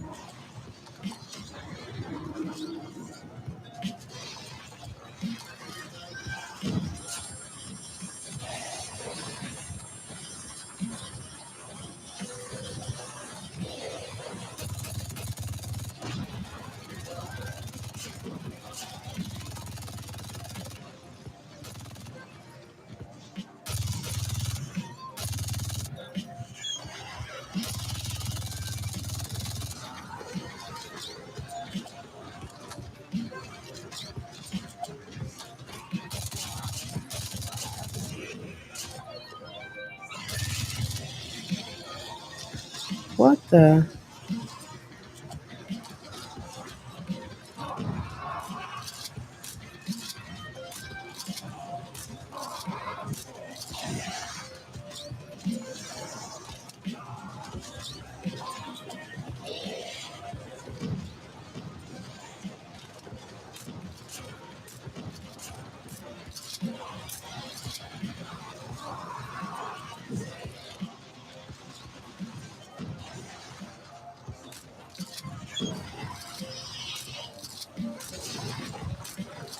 Oh, shoot. Hmm. Chicken gyro. Mm-hmm. No tomatoes.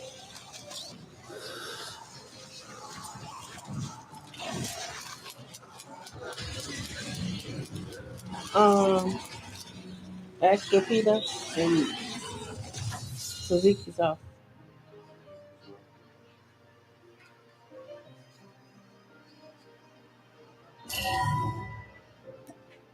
All right, thank you. Do you still have Sprite? You still got Sprite? Is it still Sprite? Yeah.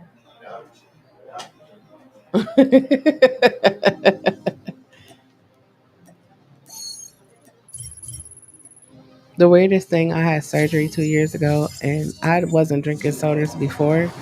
And after I had a surgery, like I'd just be wanting a Sprite. Oh, you know what? I'm thinking it's a so. It should be other sodas in there. I can't drink Mountain Dew. Mountain Dew is, I guess, the caffeine it has me. It puts me to sleep every time.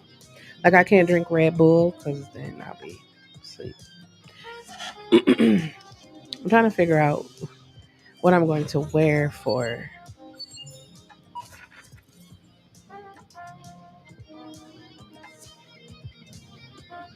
Trying to figure out what I'm going to wear for tomorrow's pitch. So, since I am the only, I'm going to be the only music tech Back platform, off, only Doc. music related Hey, kid. things, I know what you're thinking. the only What music could thing sound more appealing pitching. than a slimy stranger giving you orders? Trust me, I know I'm the like, why is feeling. it doubling? That's because somebody So else listen, has their mic this on. place has gone to hell, and it's getting worse fast. Richtofen is stepping up to repair our teleportation device, but it's not going to be an easy job. You find us and provide some support, and you might actually make it out of here. The speck of good news in all this is that there are still some supplies Um, scattered around this dump. Get yourself armed and maybe mow down an undead ugly or two on the if way you could over. grab one, that would be great. A broken clock is And we right got twice a rehearsal day, tonight at yes? 7, right? How Well, did it go that last is night? German and his plan. Consider it the first correct strike of day.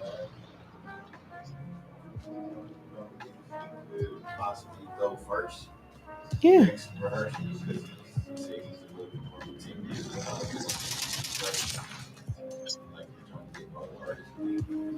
Yeah, yeah, yeah. So he coming tonight then. As a doctor, I'm afraid it is my duty to break bad news. By passing through the rift, your world has been affected by the ether. Ether energy has the power to tear open the seams of the multiverse itself, Huh? allowing humans and objects to shuttle in and out of time and space. Our coming here No, was that's why purely we by gotta they accident. gotta come. No, that's why I say, wait, what? That's why they gotta be here at 7. Like they know.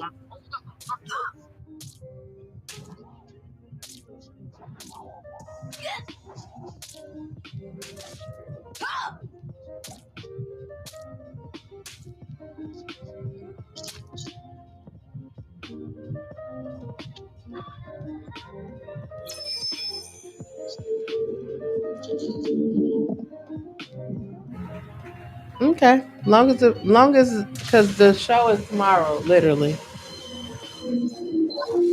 Defensive turrets can be summoned, but if they are placed as the zombies pass, they will automatically attack. Just don't put the turret outside the defensive umbrella. They can't stand the storm. Mm-mm. Listen to me carefully. At night, the bases will attract no end of dangerous creatures. If it is destroyed, we'll be torn to pieces by the storm in seconds. Bastards are here, guns are loaded. Let's get this started.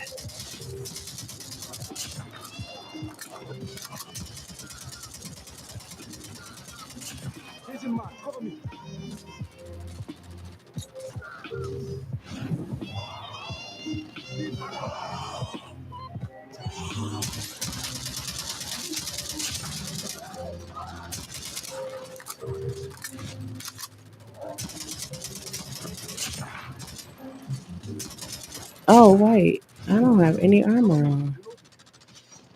What the?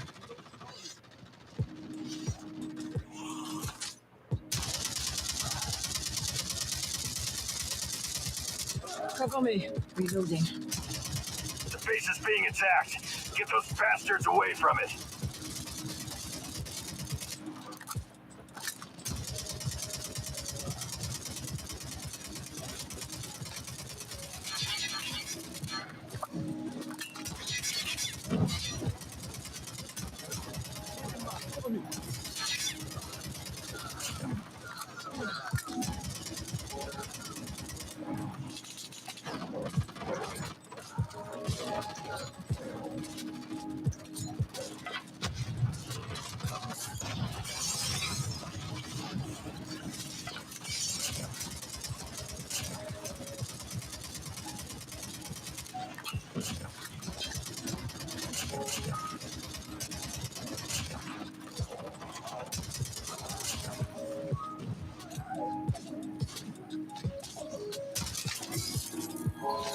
Finally, the transmission device is almost repaired.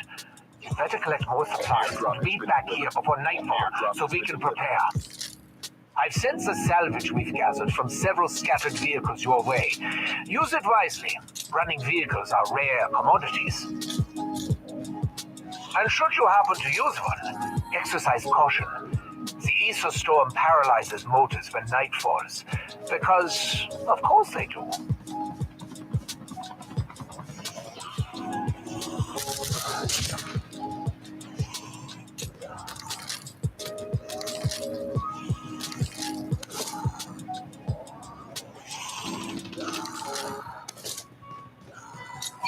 No, no, no, no, no. This is not good. Wait, where? Coming.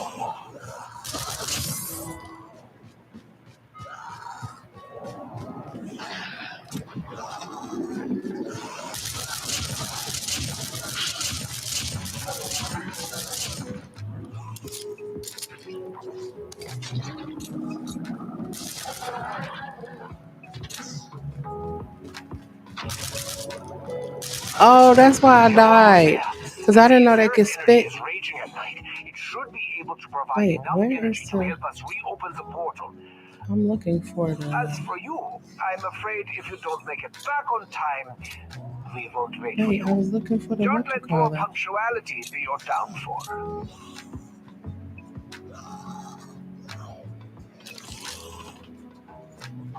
Wait, where is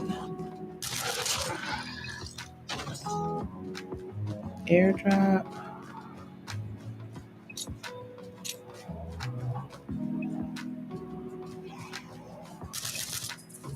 You seem like an honest, if simple-minded sort of person. So do enjoy. For today, I will provide you with more defensive turrets.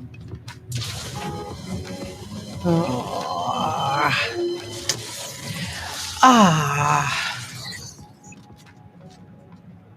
In addition, I've sent you my latest turret design. You may look over the blueprints for more details. Upgrading the original turret should help it endure more of those creatures. Do not be stingy with bullets either. Let them rain down like hellfire.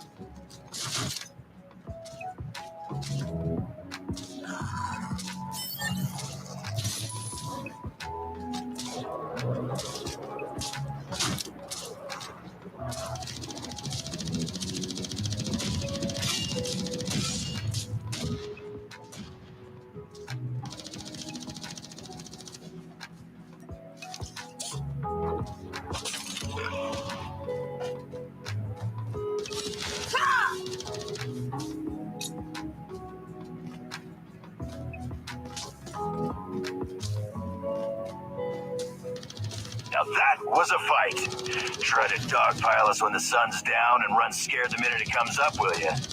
Friggin' cowards. This is not that complicated. Just look at the vortex. When the etheric energy rages at night, transmission cracks open, and these monsters are then attracted by the energy. Like raccoons drawn to the dumpster. But these are infinitely more fun to blow up. Changing life.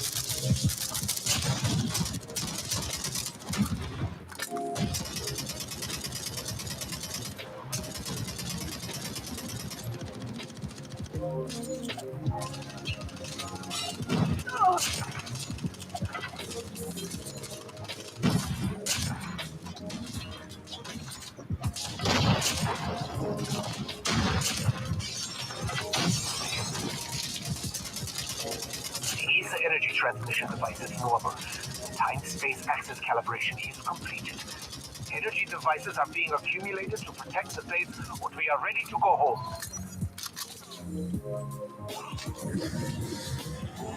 Airdrop has been delivered. Airdrop has been delivered. What the hell, Doc? We teleported, but we're still in the same damn place. Do you think I don't know that, Dempsey? The energy in this space is too strong. It's sucking us in place like candy.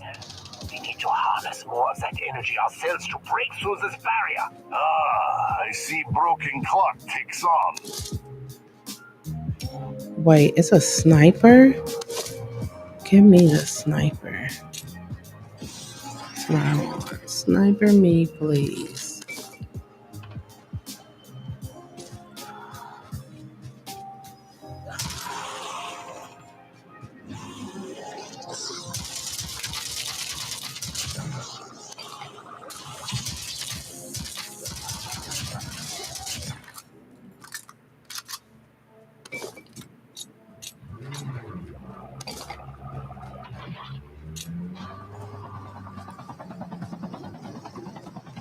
Oh, y'all just gonna leave a sister?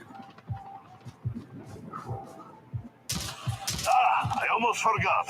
There is also a large warehouse where you can share supplies with your teammates. Wait, what the In my heck? homeland, unity is our virtue, so be generous.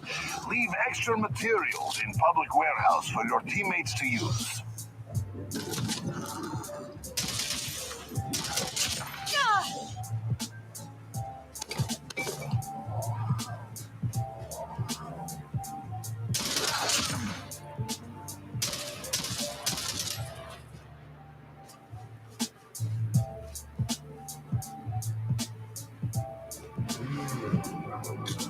I'm going to need some time on this, so I suggest making good use of your new equipment.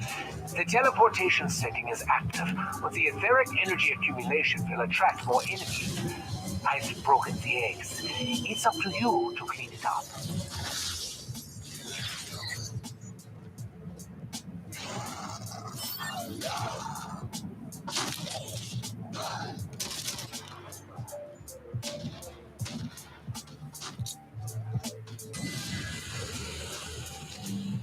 Seven, eight, nine. Holy shit. There are even more cracks for the monsters to teleport through now. Get ready, soldier. This is gonna be a big one.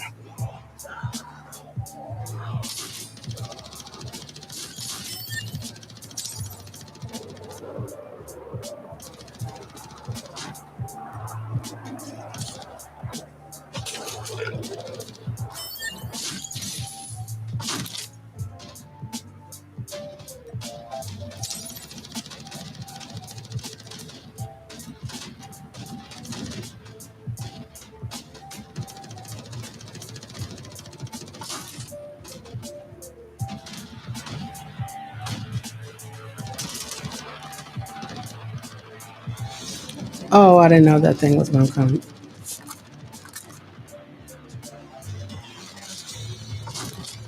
Did not know that thing was gonna come through there. Shoot.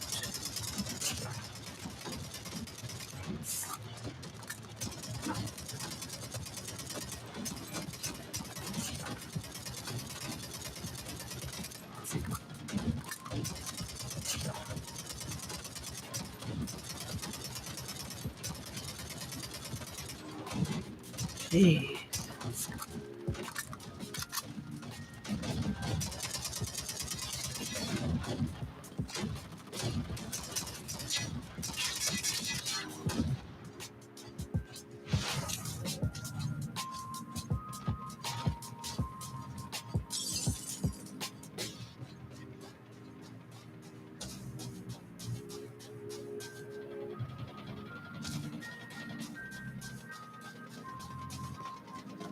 Need backup.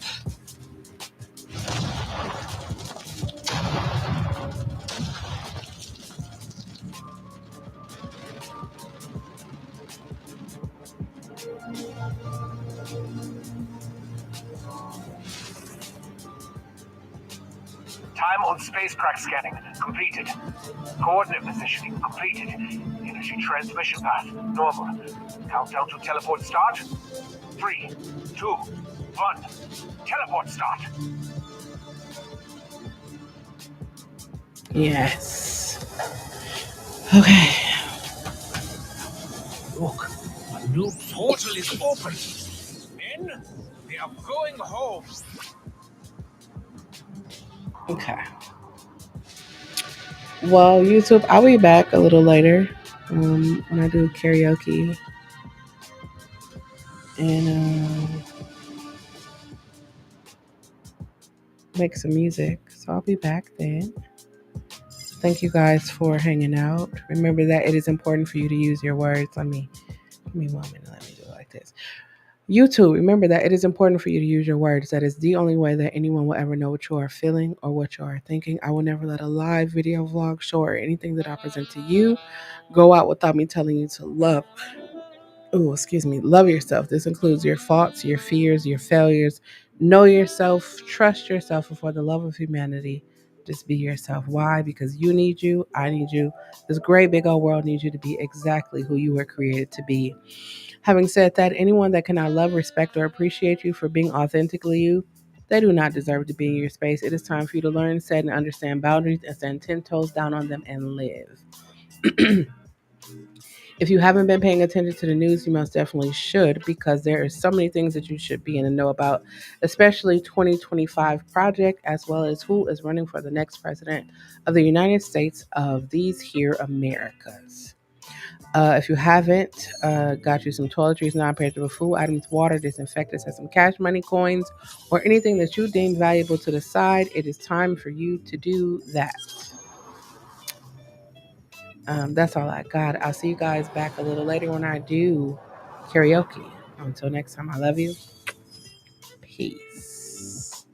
Oh, I did that, but I didn't even like hit it where